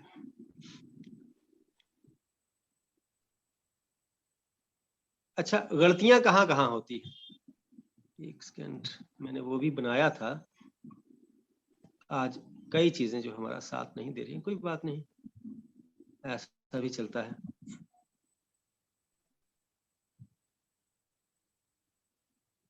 गलतियां, जैसे हमने दिल वाली गलती तो देखी ही देखी, ऐसे ही उड़, जुड़, इस तरह का काफिया चल रहा होता है, हम बढ़ लिख देते हैं तो वो गलत हो जाता है। उड़ के साथ उड़ ही चाहिए। फिर ड़ है या ड है, ये भी मैटर करता है। अगर बहुत जगह ड आ रहा है और हम ड़ कर देते हैं, ड के नीचे जो बिंदी होती है, उर्दू वाले बीच में समझा लेंगे, रुमेश जी जब कल शायद उनका सत्र है बहर रमल और हजज पर, जो दो उनके सत्र हैं, उसमें वो समझा लेंगे कि ये भी दोष मैं उनसे रिक्वेस्ट करूंगा कि काफिये में इस पर ड और ड उर्दू में किस तरह से, या यहाँ भी कई लोग हैं उर्दू वाले समझ रहे होंगे वो बात, या फिर ग और घ, गाफ और गेह की वनी, इनके काफिये में उर्दू में हालांकि जब एक हिंदुस्तानी गजल में हम लिख सकते हैं कि उस पहाड़ी पर टिका अपना उफक समझा था मैं, कब भला पहले तेरा राज, उस पहाड़ी पर टिका अपना फलक समझा था मैं, कब भला पहले तेरा राजे उफक समझा था मैं। अब जब हम हिंदुस्तानी में लिखते हैं तो क के नीचे बिंदी नहीं रखते, तो उफक और फलक दोनों हम काफिया हो सकते हैं। लेकिन जब उर्दू के हिसाब से लिखेंगे तो वो एक बिंदी वाला आ जाएगा, एक बिना बिंदी वाला आ जाएगा, ग और ग आ जाएगा, तो भी काफिया टूट जाएगा। ये तो बहुत ज्यादा बारीकियां हैं, लेकिन बड़ी बड़ी बातें भी, बड़ी बड़ी गलतियां हम करते हैं काफिया में और लतीफ, तो ये हमें हमेशा नहीं करनी है। इस सेशन में मेरे ख्याल से, अच्छा अब हम क्वेरीज ले लेते हैं, अगर किसी की क्वेरीज हैं तो क्वेरीज ले लेते हैं। मैं स्टॉप शेयरिंग कर लेता हूँ। हाँ, अब किसी की क्वेरीज अगर हैं तो वो भी पूछ सकता है, कोई काफिया को लेकर या रदीफ को लेकर। मेहरबानी करके इसी तक हम स्टिक रहें, क्योंकि दूसरी बात पर जब बात होगी, क्या मैं, अच्छा मैंने वीडियो आप, हेलो, जी जी, हेलो सर। जी जी जी जी बोलिए। हाँ जी सर। सर ये काफिया है, सिर्फ ये आखिरी दो शब्दों तक ही देखना है या आगे भी देखना है? नहीं, जैसे मैं तीन शायद अक्षरों का आपके शब्द सवाल है। को पूरी तरह समझ नहीं पाया हूँ। हाँ जी, मैं पूरी तरह से समझ नहीं पाया शायद आपके सवाल को। हाँ जी, जैसे तीन अक्षरों का मतलब काफिया, जैसे जो है काफिया तो हो गया, लास्ट वाले जो दो हो गए, जैसे नहीं है जो लास्ट में जो नहीं नहीं उस नहीं, पंक्ति को वो समेट रदीफ है, वो रदीफ है। सर वो जो रदीफ आखिर हेलो। में पूरे के पूरे रिपीट, हाँ जी, जो काफिया है सर, हाँ जी, रदीफ के जो आगे काफिया है, जैसे बर, नजर, तो ये एक में काफिया है। दो अक्षर है, एक में तीन अक्षर है, तो वो कोई फर्क नहीं पड़ता? नहीं नहीं, उसका कोई फर्क नहीं पड़ता, वो आपकी बहर में फिट आने चाहिए। ठीक है ना, वो आपकी बहर में अगर फिट आते हैं, जो आपका गिनती है, अरकान तो जो की जो इनके गिनती है आगे आपकी, वाले शब्द हैं तो उनका कोई वो नहीं है कि वो कैसे, वो तो पूरे के पूरे रिपीट होंगे। काफिया एक ही शब्द का होता है सर? काफिया एक ही शब्द का होगा, रदीफ बहुत लंबा हो सकता है, लेकिन काफिया एक ही शब्द का होगा। रदीफ देखिए, वो जो हम में तुम में करार था, तुम्हें याद हो कि ना याद हो, वही यानी वादा निवाह का, तुम्हें याद हो कि ना याद हो, कितना लंबा रदीफ है, तुम्हें याद हो कि ना याद हो, और काफिया सिर्फ आ की मात्रा है। ठीक है, वो जो थैंक हम यू में सर। तुम में करार था, तुम्हें याद हो कि ना याद हो, वही यानी वादा निवाह का, तुम्हें याद हो कि ना याद हो, मुझे सब है याद जरा जरा, तुम्हें याद हो कि ना याद हो, तुम्हें याद हो कि ना याद हो, ये वहां रदीफ है। रदीफ जितना लंबा रखें, जितना छोटा रखें, ना भी रखें। हेलो जी जी जी हेलो जी जी। जी सर, ये सर इसमें जो है मिसरा आपकी है ना, आपकी तो इसमें क्या आपकी हम आवाज, सर रदीफ के एक बगैर मिनट भी? सर, फिर से बोलिएगा, आपकी आवाज नहीं है, फिर से बोलिएगा, फिर से हेलो पूछिएगा प्लीज। जी जी जी सर, हेलो जी जी जी बोलिए सर। सर, जो है हम मिसरे में जो है हम सिर्फ काफिया की को लेकर हम गजल लिख सकते हैं रदीफ के बगैर? हाँ लिख सकते हैं। उसके फिर काफिया कहाँ चला जाएगा, आखिरी शब्द होगा काफिया, आखिरी लफ्ज काफिया होगा। मैं सुजीत उदाहरण देता सुजीत हूँ। सर, जी इंदिरा मैम का भी यही प्रश्न था कि क्या हाँ जी, काफिया लास्ट में हो सकता है? हाँ बिल्कुल हो तो सकता है। जी सर। उसे उसे हम बेमुरद्दफ गजल कहते हैं, रदीफ के बिना, ऐसे कह सकते हैं, रदीफ हीन, अच्छा, रदीफ रदीफ ही। मुक्त गजल, उसमें रदीफ होता ही नहीं फिर। तो सर जैसे उसमें जो बढ़ा। हाँ, जी तो सर उसमें जो वो जो काफिया होगा तो वो क्या फिर दोनों का काम करेगा, रदीफ का भी और काफिया का भी? क्योंकि नहीं, जो असल में काफिया है वो तो हाँ। फिर उस गजल को हम कहते हैं बेमुरद्दफ, यानी रदीफ बे- नहीं है उसमें, वो रदीफ के बिना गजल चलती है। अच्छा, फिर जैसे हमें आखिर में हम काफ लिखें, ठीक काफिला मेरा कहीं ऐसा बढ़ा, मैं की ठीक मंजिल की तरफ जब चल पड़ा, है ना। ठीक। ये उदाहरण अभी मैंने बनाया, लेकिन बहुत सारी गजलें ऐसी मिल जाएंगी। सर काफिला मेरा अभी ऐसी, आ पे खत्म हो रहा है हर एक मिसरा, आ पे।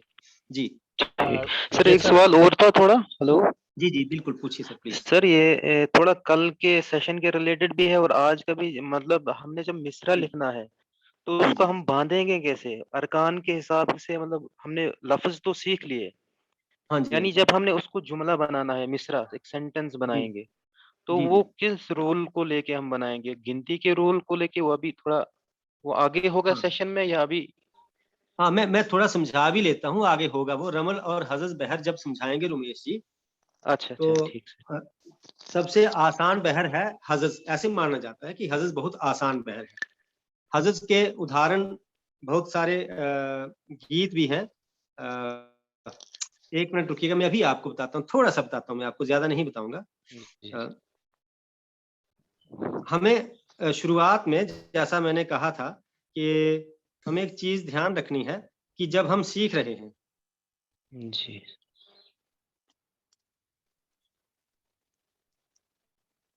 जब हम सीख रहे हैं उस वक्त हमें वैसे ही सीखना है जैसे लिखा हुआ है। हमें बाद में अपने एक्सपेरिमेंट्स करने हैं, लेकिन तब जब पूरी तरह से सीख लेंगे। मैंने उदाहरण जी दिया था, बाइक बाइक ड्राइव ठीक करने का ठीक। उदाहरण दिया था, ठीक है ना सर। जी सर, बिल्कुल। उस वक्त हमें पूरे रूल्स के साथ एक एक कब गियर बदलना है। अब गाड़ी चलाना जब कोई हमें सिखाता है, 21 दिन की जो ट्रेनिंग देते हैं ड्राइविंग इंस्टीट्यूट वाले, तो वो ऐसे ठीक सिखाते हैं 20 तक या 15 तक पहला गियर, फिर दूसरा गियर डालना, जब 30 की स्पीड होगी, 40 से ऊपर जाओगे चौथा गियर करना, है ना। लेकिन ठीक जब हम गाड़ी चलाते हैं बाद में, जो लोग आप में से चलाते हैं, वो कौन देखता है स्पीड कितनी है, हमें पता होता है कब गियर बदलना है ना। ठीक। कब इंडिकेटर दिया, जी कब हमने डिपर दिया, क्या क्या किया, सब हमें पता, अपने आप चल रहा होता है ऑटोमेटिक। ऐसे ही जब हम प्रैक्टिस करते जाते हैं, फिर हमें पता चल जाता है हमें अरकान को किस तरह से फिट करना। लेकिन शुरू में ठीक हमें उसे बहरों में ही फिट करना है, बहर चुन लेनी है। शुरुआत ऐसे करिएगा, हजज और मुतकारिब 3-4 बहरें सिखाएंगे शायद वो, तो उसके बाद आप ऐसा करिएगा, कोई अपनी पसंदीदा एक बहर चुन लीजिएगा। तो ठीक शुरुआती नज़में, गजलें, कविताएं जितनी भी लिखें, वो उसी में लिखें। जब उस पे आप पक्के हो जाएं, उसके बाद दूसरी पकड़ें।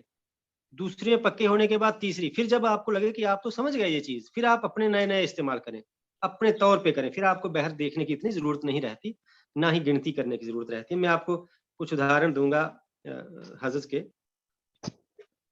जो हमने गीत सुने हैं कई बार।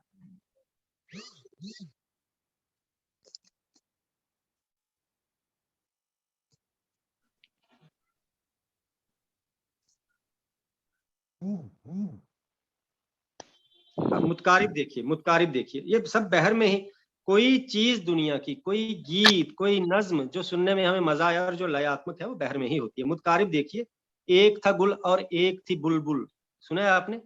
जी सर बिल्कुल। दोनों चमन में रहते थे, है ये कहानी बिल्कुल सच्ची, मेरे नाना कहते थे। ये मुतकारिब बहर है। पत्ता पत्ता, बूटा बूटा, हाल हमारा जाने है ना, जाने ना जाने, गुल ही ना जाने, बाग तो सारा जानने है। ये मुतकारिब बहर है। आगे मैं आपको बताता हूँ, आगे भी कुछ उदाहरण आपको बताऊंगा। मैंने लिख के रखे थे कि अगर मुझे ये सेशन लेने पड़े तो फिल्मी गीतों के उदाहरण से हम अच्छी तरह से समझा सकते हैं, आदमी को समझ आ जाता है कि इसकी क्या लय है, इसलिए।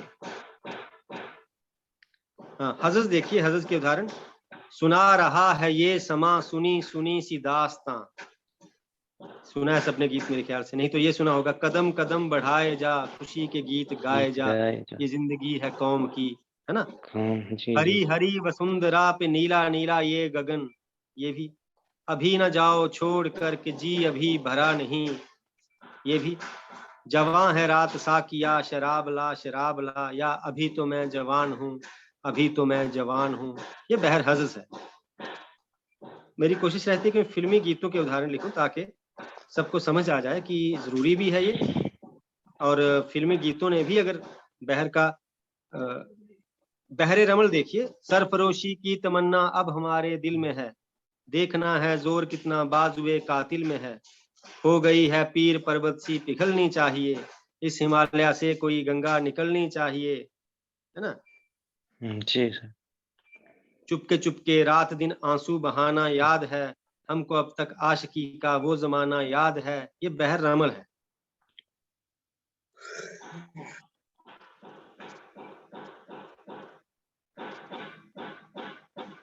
बहर शिकस्ता, ये न थी हमारी किस्मत के वसाले यार होता, अगर और जीते रहते यही इंतजार होता। शिकस्ता में एक चीज होती है कि दो हिस्से होते हैं हर मिसरे के। सारे जहां से अच्छा हिंदोस्तां हमारा, हम बुलबुलें हैं इसकी, यह गुलिस्तां हमारा, ये भी बहर शिकस्ता है।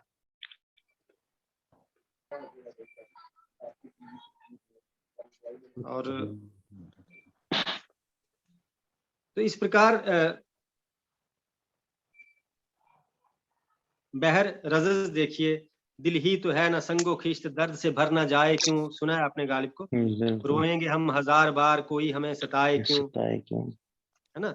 ये सारी चीजें जो है ये बहर पे ही है, तभी जिंदा रहे। ऐसे हम समय बर्बाद अपना भी कर रहे हैं, पाठकों का भी, कुछ उल्टी सीधी चीजें लिख के फिर हम किताब भी छपवाने की जल्दी करते हैं, तो वो कूड़े का ढेर हम बढ़ाते जाते हैं। तो ये छोटी छोटी चीजें हैं। उस दौर में एक रिवाज था, उस्ताद का रिवाज था।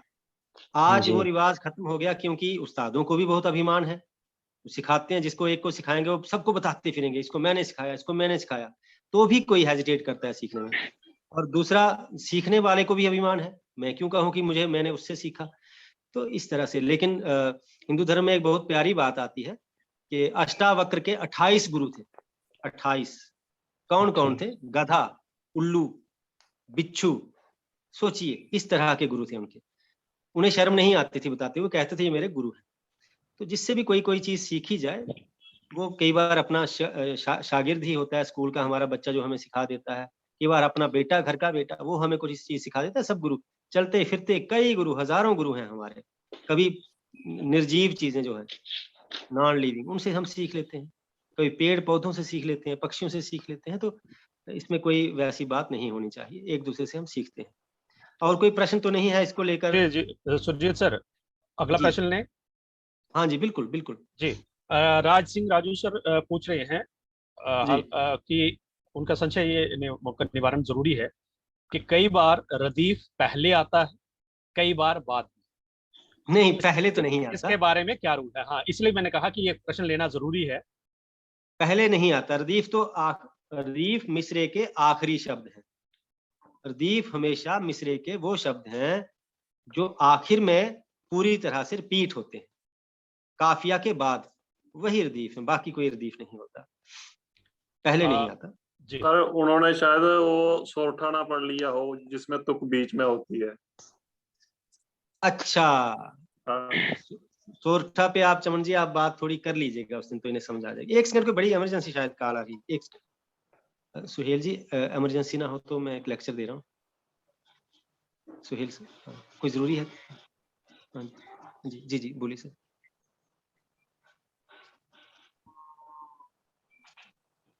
अ, 15 सुबह सुबह सुबह जो सेशन होता है सर, पूरे 11 बजे सेशन होता है, 10:55 पे सेशन शुरू होता है। ठीक सर, ठीक, ओके ओके। जी जी, कोई और काम डायरेक्टर साहब कह रहे हैं, लेकिन वो मैंने कहा 10:55 पे सेशन होता है। जी जी हाँ, ये सवाल जो आपका है रामबन से राजू जी, ये रदीफ पहले नहीं होता। सोरठा का एक टेक्निक है लिखने की जो दोहा के बिल्कुल विपरीत है। दोहा 13-11 होता है, वो 11-13 होता है, तो उसमें मध्य में काफिया आता है। रदीफ तो दोहे में नहीं होता है, दोहे में सिर्फ काफिया होता है, तुक होती है, वो मध्य में आता है। वो चमन जी शायद अपने लेक्चर में बता भी देंगे, जब ये चौपाई पे या दोहे पे बता रहे हैं, शायद दोहे पे बताएंगे तो सोरठे की भी शक्ल समझा देंगे। जी, और कोई प्रश्न है?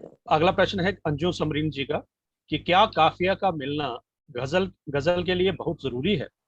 बिल्कुल।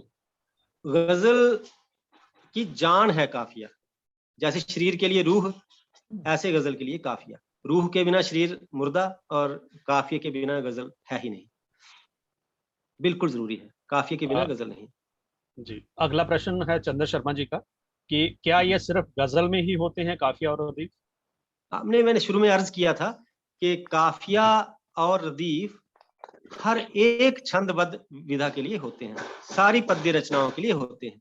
रदीफ के बिना फिर भी रचना हो सकती है, सुंदर थोड़ी कम हो जाती है, लेकिन काफिया के बिना पद्य रचना नहीं होती। हाँ, जो एक वो चलंत बहर जिसे हम कहते हैं, आज मैं फिर से, कल मैंने उदाहरण, आज मैं फिर से निकल पड़ा था बागों की संकुचित गलियों में, उलझी मेरी चंचल नजरें उन फूलों में, इस तरह से जो होती है उसमें नहीं होता, संस्कृत में नहीं होता। संस्कृत का जितना छंद शास्त्र है उसमें काफिया बहुत कम है, तुक बहुत कम है, उसमें सिर्फ लय है, लय पे सारा है।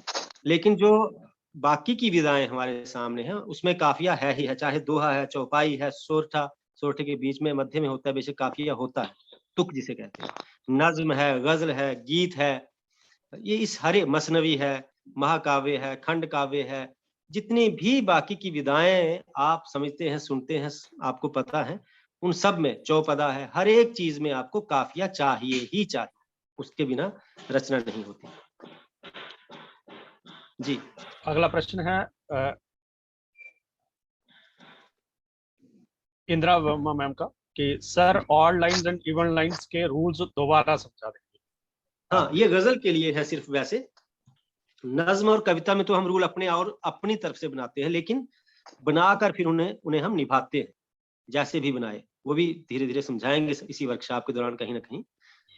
गजल में जो पहली दो लाइनें हैं, पहले दो मिसरे कहिए, पंक्तियां कहिए, लाइन कहना गलत होता है, लेकिन ऐसे कई बार हम चलती भाषा में बोल देते हैं लाइन्स।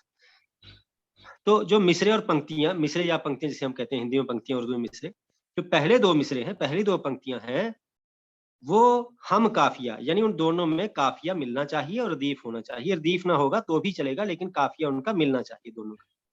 वहां एक कानून बन जाता है कि काफिया क्या होगा और रदीफ क्या होगा। पहले दो मिसरों में, गजल के लिए कह रहा हूं, पहले दो मिसरों में कानून बन जाएगा कि ये वाला रदीफ है और ये वाला काफिया है। उसके बाद यदि आप चाहते हैं तो आप तीसरे मिसरे में, तीसरी पंक्ति में भी काफिया और रदीफ मिला सकते हैं, कोई समस्या नहीं। तीसरे और चौथे में, पांचवें और छठे में भी मिला सकते हैं।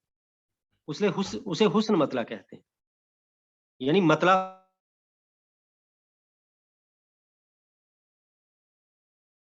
एक और मतला आ गया। लेकिन जब हमने मतला छोड़ दिया समझ लीजिए 5वीं में भी आ गया, लेकिन 7वीं पंक्ति में हमने काफिया रदीफ नहीं रखे, आजाद रखा उसे, और 8वीं में फिर से काफिया रदीफ रखे। तो उसके बाद हमने फिर हर एक ऑड लाइन जो भी आएगी 9वीं, 11वीं, 13वीं, उसमें हमने काफिया और रदीफ नहीं रखने। और इतना छोड़िए ज्यादा कम्प्लेक्स आपने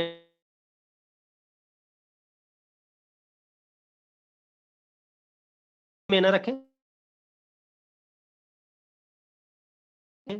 7वीं में ना रखें, 8वीं में फिर से रखें, यानी सिर्फ पहली ऑड लाइन जो है उसमें आप काफिया रदीफ रखें। उसके बाद जितनी भी ऑड लाइन है, 3री, 5वीं, 7वीं, 9वीं, 11वीं, उसमें आप काफिया और रदीफ ना लें, तो आपकी गजल हो जाएगी। और भी कई चीजें गजल की इतनी ही नहीं है, लेकिन ये बेसिक स्ट्रक्चर है गजल का।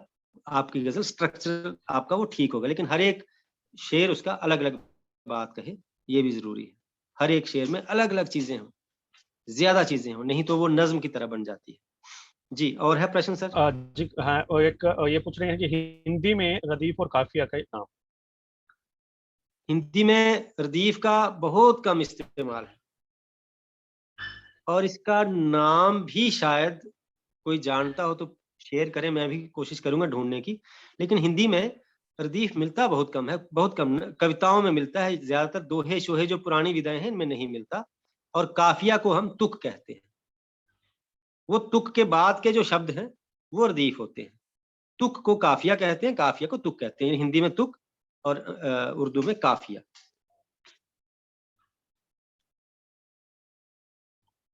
नीतू शर्मा कह रही हैं बहर कैसे चुनेंगे। और भी कोई प्रश्न हो, ये भी नोट रखना सारे प्रश्न सर। हाँ जी। सर मुझे लगता है कि मैसेजेस काफी आ रहे हैं इस पे, तो मैं देख रहा हूँ। कोई बात नहीं सर, जो भी आपको लगता है कि कोई रिपीट हो रहा है तो उसका एक ही बना दीजिए सवाल। हाँ जी, हाँ जी। विजय पाडर्स को निराशा, क्या इसमें काफिया आशा और निराशा है? निराशा नहीं मिलती भी लिखा है आगे। आशा और निराशा, अंत हाँ, जो है। जी बिल्कुल है। हाँ बिल्कुल है। आशा और निराशा हम काफिया है, दोनों शब्द। तृप्ता मैम कह रही हैं कि सर प्लीज आप उर्दू वर्ड्स के हिंदी मीनिंग्स भी बताएं। उर्दू वर्ड्स कौन से थे? ये नहीं लिखा है सर इन्होंने। देखिए मैंने उर्दू अगर कोई वर्ड्स बोले बहुत कम बोले हैं, ज्यादा सर ये पहले वाले ही हैं, वो जो काफिया रदीफ का पूछ रहे थे ना। अच्छा, तो काफिया तुक है। अच्छा, काफिया तुक है, और तुक के बाद के जो शब्द हैं उसे हम रदीफ कहते हैं। अगर इसके लिए हिंदी शब्द कोई मिला तो ये मेरी कमजोरी है शायद, कि कभी या है ही नहीं शब्द या मुझे मिला नहीं आज तक।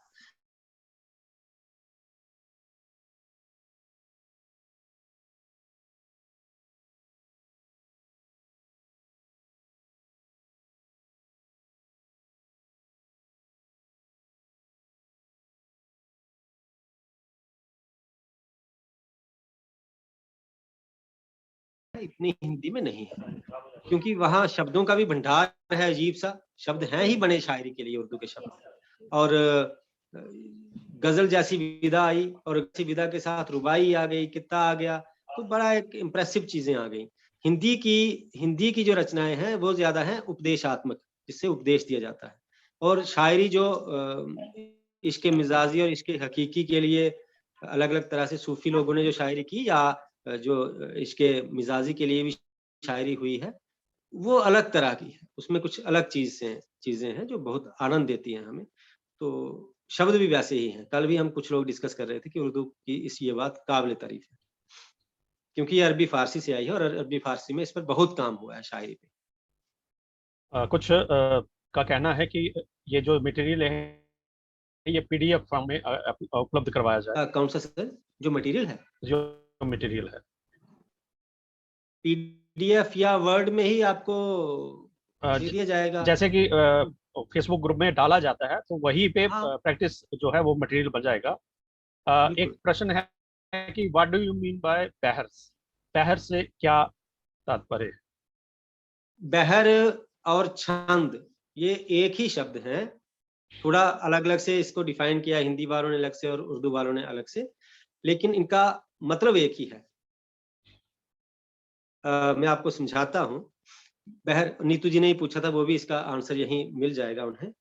बहर का अर्थ है एक ऐसा रूल, एक ऐसा नियम जिसके तहत जो हम लिखते हैं उसमें लय आ जाती है, वो गाने लायक बन जाता है, उसमें लय, कहानी गाई नहीं जाती। अब एक म्यूजिशियन है जम्मू में, ब्रिज मोहन जी, वे छंद के बिना जो कविताएं हैं उनको भी गाने की चेष्टा में लगे हुए। मैं मजाक में एक दिन कह रहा था, सर वो दिन दूर नहीं है जिस दिन रेडियो पे खबरें भी ब्रिज मोहन जी की तर्ज में आएंगी। मैंने तर्ज किया था। बेसिकली गाने लायक तभी चीज बनती है जब उसमें छंद या बहर हो। वो जो लय है ना, जिसे हिंदी में हम लय कहेंगे और उर्दू में कहेंगे रवानी। रवानी रवानी कैसे आए किसी रचना में, उसके लिए जो एक डिवाइस किया गया है सिस्टम, उसी को हम बहर कहते हैं या छंद कहते हैं, उसी को कहते हैं बहर या छंद। तो अलग अलग रवानियां, जितने भी गीत, जैसे मैं गीतों के उदाहरण दे रहा था, पुराने गीत नए छोड़िए, वो बीड़ी लगाई के वो छोड़िए, जो पुराने गीत हैं, राह गर्दिशों में हरदम, मेरे इश्क का सितारा, यहाँ कोई लिख रहा है बहाना सयाना, दाएं बाएं टाल मटोल। अजय देखते रहिएगा, कुछ अच्छी चीजें भी कर रहे हैं लोग कमेंट। हाँ, तो अलग अलग जितने भी गीत आप देखें, चल उठ जा रे पंछी के अब ये देश हुआ बेगाना, ये सारी चीजें अलग अलग बहरों में हैं। बहर का मतलब है वो एक ऐसा बंधन जिसके अंदर आकर एक फ्रेम मान लीजिए, अलग अलग किस्म के फ्रेम। अब टेबल है, टेबल के कई साइज हैं, एक है साइड टेबल, एक है सेंट्रल टेबल, अलग अलग तरह के डाइनिंग टेबल, लेकिन उसकी कोई ना कोई शेप तो होनी चाहिए ना, गुणिये पे होना चाहिए। अगर कोई जानता है इस चीज को, यहाँ वो जानते हैं गुणिये पे, कहते हैं गुणिये पे होना चाहिए टेबल। तो बहर और छंद गुणिया है, गुणिया है, ताकि कहीं से अब सीधी बात, नीतू जी जैसे आपने प्रश्न किया, तो आपको समझाने के लिए सबसे आसान मेरा तरीका है कि जब हम फुल्का बनाती हैं औरतें, हमारी रोटी बनाती हैं नारियां महिलाएं, तो उसमें गोलाई चाहिए ना, या तो तिकोण चाहिए ना, या तो चौरस परांठी चाहिए ना। अब जब हम चौरस बना रहे हैं तो चौरस ही चाहिए, ये नहीं कि चौरस बनाते बनाते भी एक कान निकल जाए कहीं।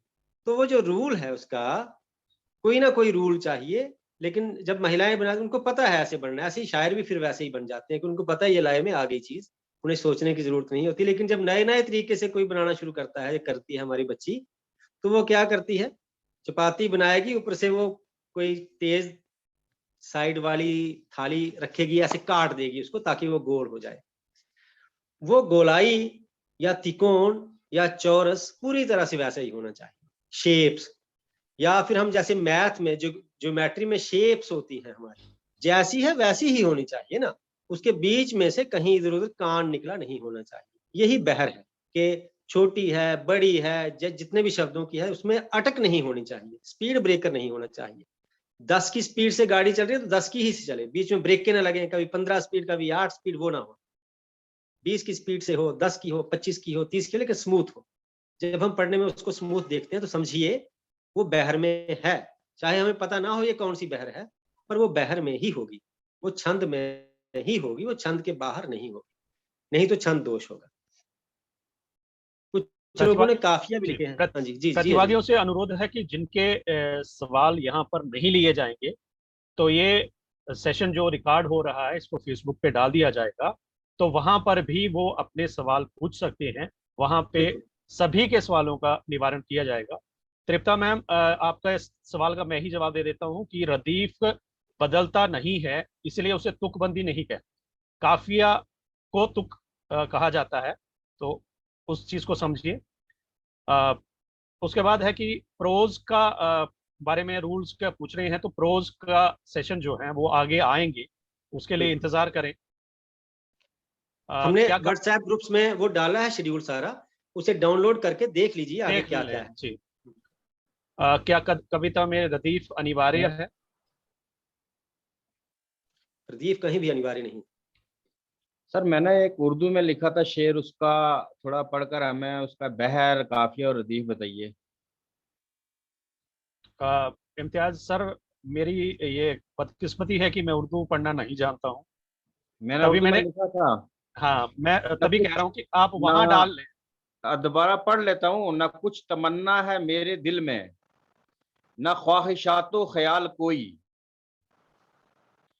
तुम्ही को पाने की आरजू है, न और मेरा सवाल कोई।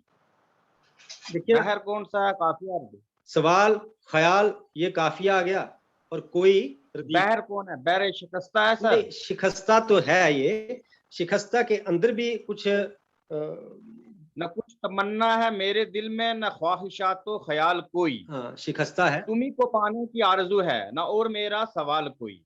हाँ, हजज की शिकस्ता है मेरे ख्याल से, ये देखना पड़ेगा, लेकिन मुझे लगता है ये हजज की जरा शिकस्ता। मैंने उर्दू में लिख कर भेजा है। जी, बिल्कुल सही है ये, और पूरी बहर में है, पूरी बहर में है। बहर ख्याल, कौन सी है? और ख्याल, भाल, देखभाल, इस तरह से इसके काफिया आएंगे। देखभाल नहीं यानी आएगा, पहले नहीं बैठेगा। हर मिसरे में दो दो वो आ रहे हैं जुमले। जी जी, न कुछ तमन्ना है मेरे दिल में, न ख्वाहिशात तो ख्याल कोई, ये पहला मिसरा है। तुम्ही को पाने की आरजू है, मैं न समझ और गया सर। मेरा सवाल कोई। मैं समझ गया, ये आपने तोड़ के लिखे हैं मिसरे को, शिकस्ता इसे बोलते हैं। शिकस्ता के अंदर भी कई बहरें आ जाती हैं, तो जैसे सारे जहां से अच्छे, वो तो अलग शिकस्ता है, ये अलग शिकस्ता है, मुजाहिफ शक्ल है, ये मुजाहिफ शक्ल में है। तो शिकस्ता बहर में एक आसानी क्या रहती है कि रदीफ कैसे पहचानेंगे सर? मेरा सवाल ये था ना, इसमें रदीफ रदीफ कोई, किसको मानेंगे? रदीफ कोई है सर इसमें, कोई को कोई कोई तो कोई। तो दूसरे में जो काफिया, काफिया ख्याल, न कुछ तमन्ना है मेरे दिल में, न ख्वाहिशात तो ख्याल कोई, तुम्ही को पाने की आरजू है, न और मेरा सवाल कोई। तो सवाल आ गया। सवाल काफिया और कोई रदीफ। ख्याल और सवाल। ख्याल जी और सर। सवाल यहाँ दो काफिया हैं, और कोई कोई वो तो आ रहा है, कोई रदीफ है। जी सर, ये किसी का शेर है और मैं जानना चाहता था इसका थोड़ा सा जानकारी के बिल्कुल लिए। सही है, बिल्कुल सही है, हाँ, ये बिल्कुल मेरा सही नहीं है। हाँ, बिल्कुल सही बहर में है, बिल्कुल सही काफिया और रदीफ में है। जी सर, नमस्कार। क्या मैं भी बोल सकता हूँ दो शब्द? हाँ, लेकिन शायरी ना भी बोले, आप प्रश्न करिए प्लीज। मेरा क्योंकि उसमें- प्रश्न ही है सर, मैं शायरी नहीं करनी है, मेरा प्रश्न ही है। जी पूछिए प्लीज। मैंने कल, आपको अगर याद हो, मैंने एक गजल आपको शेयर की थी, क्या उसकी आप कोई गलतियां निकाली आपने तो मुझे बता दीजिए, मेरी खुशकिस्मती होगी। पता क्या, ये अब वो अलग से हम करेंगे, इसमें रदीफ काफिया पे हुआ, अगर सिर्फ मैं उस पर फोकस करूंगा तो सबका समय है ना ये, तो सबके समय में जो सबके काम आने वाली चीज हो वही करेंगे, ठीक है ना। किसी एक आदमी के लिए करेंगे तो सब बोर हो, मैं और आप अलग से कर सकते हैं उस बात पे, मैं और आप ही कर सकते हैं। यहाँ नहीं, कोई ऐसा प्रश्न? चूंकि ये काफिया और रदीफ के साथ जुड़ी हुई बात है, मैं उसी सिलसिले में बात करना चाहता था। मुझे कोई जाती अपना पर्सनल जो इशू नहीं है, या पर्सनल के लिए नहीं, मैं रिक्वेस्ट कर। देखिए, जैसे काफिया और रदीफ का यहाँ रूल समझाए गए हैं, आप एक सेकेंड मैं देख भी लेता हूँ साथ में आपका वो, लेकिन आप उसमें देख सकते हैं कि आपने काफिए गिरा दीजिए, मिटा दीजिए, चला दीजिए, जगा दीजिए, बता दीजिए, खिला दीजिए, सिखा दीजिए, दवा दीजिए, हवा दीजिए। जी बिल्कुल, आ का आपने काफिया लिया है, लेकिन उसमें गलती हुई है एक। जैसे शुरू में आपने दवा और हवा किया तो वाह पूरा का पूरा रिपीट हो गया, इसलिए काफिया पीछे चला गया, चला गया काफिया, हवा, दवा, फिर यही आएगा काफिया। फिर आप सिखा करेंगे तो ई हो गया, आगे खा हो गया, तो वहां बदल गई चीज। इसे आपको पहले में ही, पहले दो जो मिसरे हैं, इसका निवारण ये है कि जो पहले दो मिसरे हैं, अगर हवा और दवा में से एक काफिया बदल कर आप खिला, सिखा, बता, कुछ इस तरह का कर दें, तो फिर जाहिर हो जाएगा कि आपका काफिया आकारांत है। आकारांत का अर्थ हो गया, उर्दू वालों को समझाऊं, कि आ पर खत्म होने वाला, आ पर खत्म होने वाला।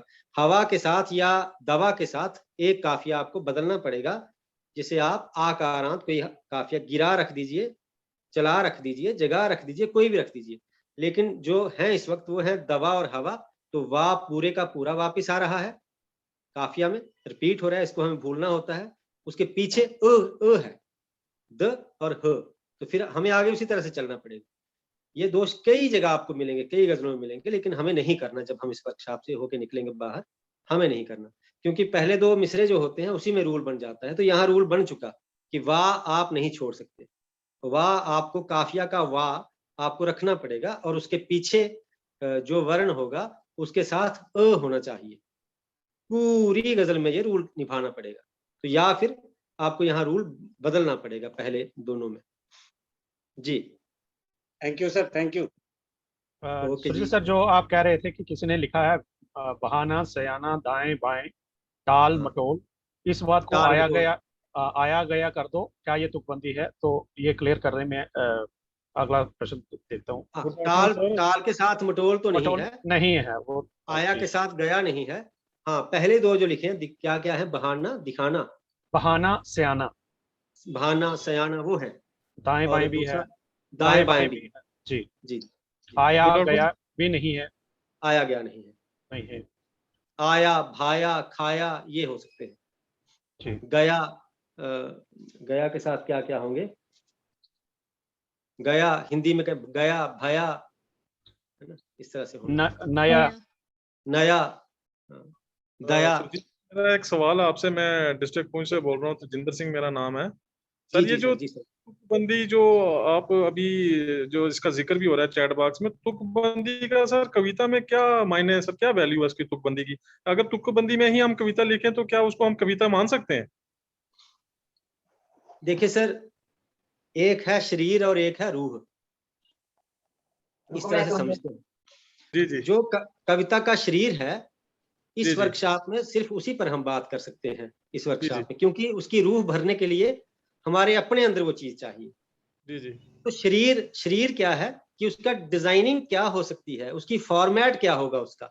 ठीक है सर। ये फॉर्मेट की बात है कि उसमें तुकबंदी होनी चाहिए। जैसे हरिवंश राय बच्चन की मैं उदाहरण दिया मैंने, मदिरालय जाने को घर से चलता है पीने वाला। पीने वाला किस पद से जाए असमंजस में है वो भोला भाला। पीने वाला और भोला भाला ये तुकबंदी है। जी जी सर।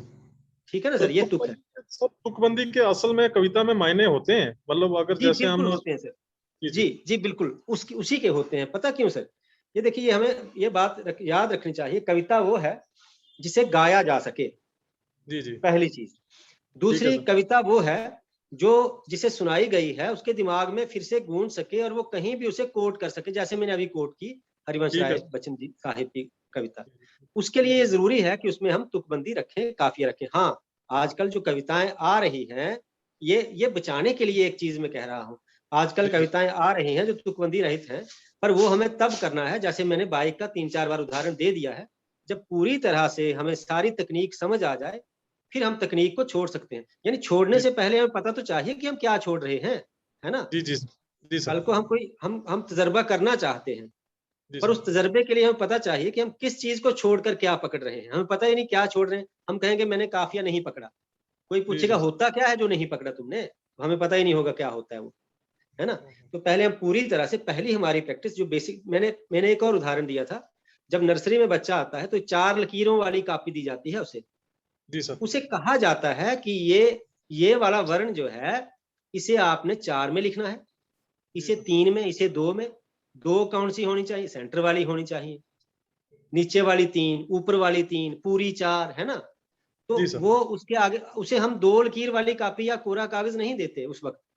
जी जी लेकिन 5वीं, 6ठी, 7वीं होते होते वो 2 लकीर पे आ जाता है अंग्रेजी लिखने के लिए, और बिल्कुल अब सर। हम कोरे कागज पे भी लिखते हैं, है जी ना। जी सर। अब हमें कौन बताता है कि इसको 4 लकीरों तक, एफ को ले जाओ, जी को नीचे की 4 लकीरों में रखो, उसको ऊपर, उसको, है ना।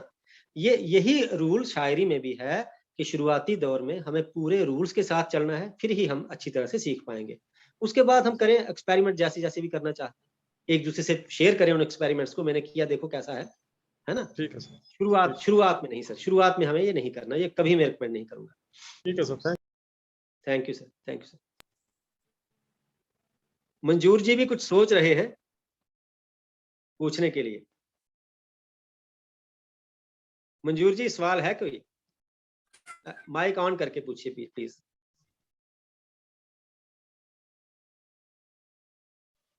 या कोई और सदस्य, कोई और सवाल?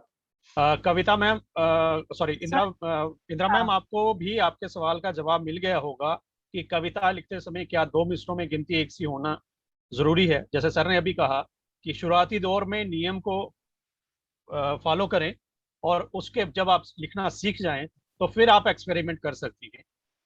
अंजुम समरीन जी, आप कह रही हैं कि आजाद नज़म में काफिया और रदीफ की पाबंदी होती है, अगर नहीं तो फिर बहुत बड़े बड़े शायर भी इसको कहना पसंद करते हैं, इस पर बात करें आज। हाँ। तो जी सर। हाँ, मैंने मैम यही कहा, बहुत बड़े बड़े शायर ही करते हैं, हमें नहीं करना। हमें तब तक नहीं करना जब हम ये वाली चीजें सीख नहीं लेते। आजादी किससे चाहिए? 1947 तक हम लड़े आजादी के लिए, लेकिन कोई पूछता कि किससे चाहिए तो हमने कहा, हम कहते थे कि अंग्रेजों से चाहिए। क्यों चाहिए? क्योंकि ड्रेन ऑफ वेल्थ हो रही है, कई रीजन थे हमारे पास। अब ऐसे ही अगर मैं अपने घर में चिल्लाना शुरू कर दूं, मैं मुझे स्वतंत्रता दो, मुझे स्वतंत्रता दो, तो पूछने वाला पूछेगा भाई किससे स्वतंत्रता चाहिए?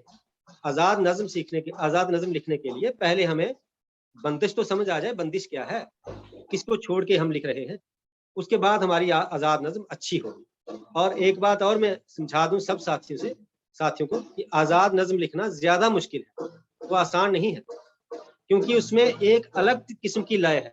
उसमें दो किस्म की लय पकड़नी पड़ती है, एक तो शब्दों की और दूसरी विचारों की, और अक्सर लोग नहीं पकड़ते। और आजाद नज्म के पर्दे में सारा कूड़ा छप रहा है, सारा कूड़ा छप रहा है। मैंने कहीं नहीं कहा कि आजाद नज्म ना करिए, कई उदाहरण दिए, 4 लकीरी का उदाहरण दिया, बाइक का उदाहरण दिया। तो सादा सी बात है, सबसे पहले हमें छंद बहर सीखनी है, काफिया रदीफ सीखना है, इन पर चलना है। जब इनकी पूरी समझ आ गई तो हम प्रयोग कर सकते हैं। सबने किए, हर एक बड़े शायर ने प्रयोग किए हैं, हम भी कर सकते हैं। निराला ने किए, किसने नहीं किए? सब बड़े शायरों ने प्रयोग किए हैं, हम भी कर सकते हैं। हर बार कोई विधा जब आती है तो हम ही में से तो कोई विधा तैयार करता है, अपने आप ईश्वर की तरफ से तो उतरती नहीं। हम में से कोई आदमी आता है, वो एक नई विधा तैयार कर देता है। आजाद नज्म तैयार की होगी, आजाद गजल भी है जिसके दोनों मिसरे बराबर नहीं होते, और भी कई उसके नई चीजें हैं, तो वो भी तो किसी ने तैयार की है। हालांकि उसे हम रिकमेंड नहीं करते क्योंकि उसमें सुंदरता नहीं रहती, पर अलग बात है। तब की उसने, जिसने भी की होगी उसने तब की जब उसे पहले रूल्स समझ आ गए थे, तब उसने रूल तोड़े। ऐसे बाइक पर स्टंट कोई नहीं मार सकता जान जाती, पहले बाइक पूरी तरह से सीखी जाती है, फिर कुएं के अंदर गोल गोल घुमाई जाती, या सड़क पर भी जिगजैग करके चलाई जाती। जी। सभी प्रतिभागियों से फिर से गुजारिश कर रहा हूं कि अब अपने प्रश्न जो हैं, जब इस पोस्ट को फेसबुक पे शेयर किया जाएगा वहां पे डालें, क्योंकि समय सीमा को ध्यान में रखते हुए हम ये बात कर रहे हैं। दूसरी बात कि मैं फिर एक और रिक्वेस्ट करूंगा कि बार बार अपने सीरियल नंबर, नाम जो है वो हर जगह ना लिखें, यहाँ पर भी मना करने के मैं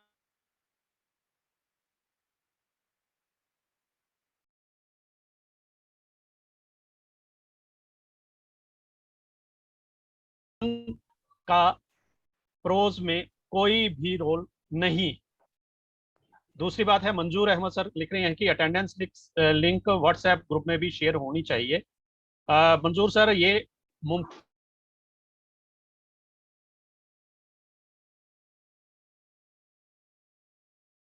और हमारे पास जो पार्टिसिपेंट्स हैं वो 400 से ऊपर हैं।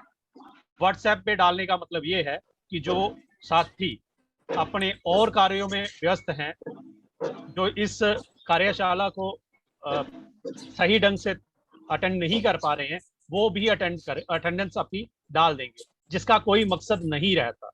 ये साहित्यिक कार्यशाला करवाने के पीछे जो मकसद है वो शायद सभी लोग नहीं समझ पा रहे हैं, इसीलिए फेसबुक के जो ग्रुप है उसी पे लिंक आएगा, और ये 4:55 तक कभी भी आ सकता है। ये नहीं है कि अभी सेशन खत्म हुआ और अभी डाल देंगे। कुछ लोगों का ये भी कहना था कि पूरा दिन फेसबुक ऑन करके नहीं बैठा जाता, तो उनके लिए ये एक बुरा लगे तो माफ करें, लेकिन ये है कि ये ऑफिशियल वर्कशॉप है। अगर हमें एक और मैसेज यहाँ पे आया है कि अटेंडेंस का टाइम फिक्स कर दें। आप समझ नहीं पा रहे, टाइम फिक्स करेंगे तो उसी वक्त आदमी आएगा और अटेंडेंस करके निकल जाएगा। अटेंडेंस थोड़ी है एम इसका, ऑब्जेक्टिव अटेंडेंस नहीं है। ऑब्जेक्टिव है कि प्रतिभागी पूरा हिस्सा लें, जिसने हिस्सा लिया है उसी की अटेंडेंस हो। जी, अटेंडेंस के लिए थोड़ी वर्कशॉप चल रही है ये। जी सर, जैसे ऑफलाइन अगर यही वर्कशॉप होती तो हर एक प्रतिभागी को उस समय सीमा के अंदर वहां पर अपने आप को मौजूद रखना पड़ता। ये नहीं है कि अटेंडेंस लगा के वो घूमने निकल जाते। तो ये आप सबसे रिक्वेस्ट है कि जो रूल्स बनाए गए हैं वो हम सबकी बेहतरी के लिए हैं, उन चीज़ों को फॉलो करें। सर 4 मिनट समय रहा है, क्या आप कुछ और कहना चाहेंगे या इस सत्र को यहाँ ही समाप्त करें? हाँ, बस समाप्त करिए। मैं 2 बातें कहूंगा कि हम पूरी जी। तरह से देख रहे हैं, ग्रुप को वेट कर रहे हैं। जो लोग अटेंडेंस भी जिनकी आ रही है और जो अभ्यास पूरा कर रहे हैं, जो भी होमवर्क मिल रहा है या जो भी असाइनमेंट्स मिल रही हैं, सिर्फ और सिर्फ उन्हीं को ड्यूटी स्लिप भी मिलेगी और सर्टिफिकेट भी मिलेगा। सिर्फ शुरुआत गूगल फॉर्म भर देने से किसी को सर्टिफिकेट नहीं मिलेगा पार्टिसिपेशन का, ये ध्यान में रखें। और पूरी तरह से आप अभ्यास करें। जो भी आपको असाइनमेंट मिलती है, ठीक है या गलत है, वो कोई बात नहीं, उसको करेक्शन उसकी कर दी जाएगी। अच्छी तरह से सुने, फायदा हो।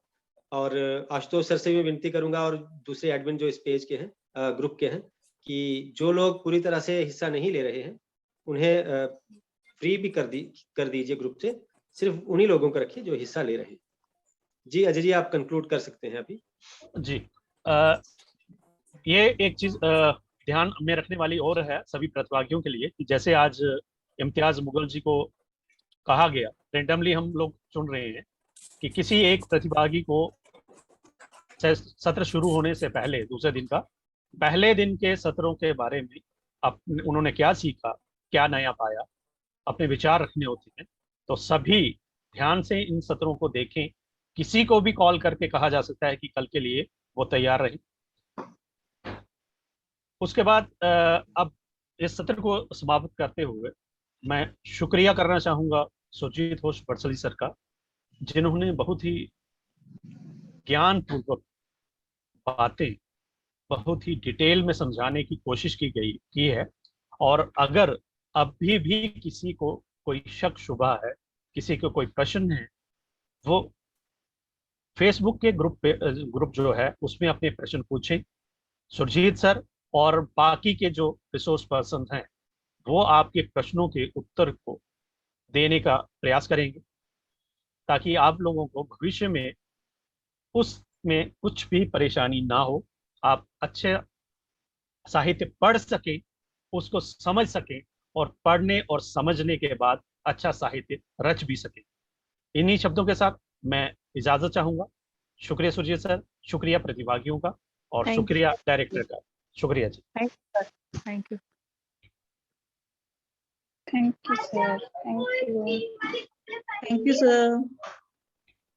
You sir. फिर एंड कर दूं इसको? जी एंड कर दीजिए मोनिका जी।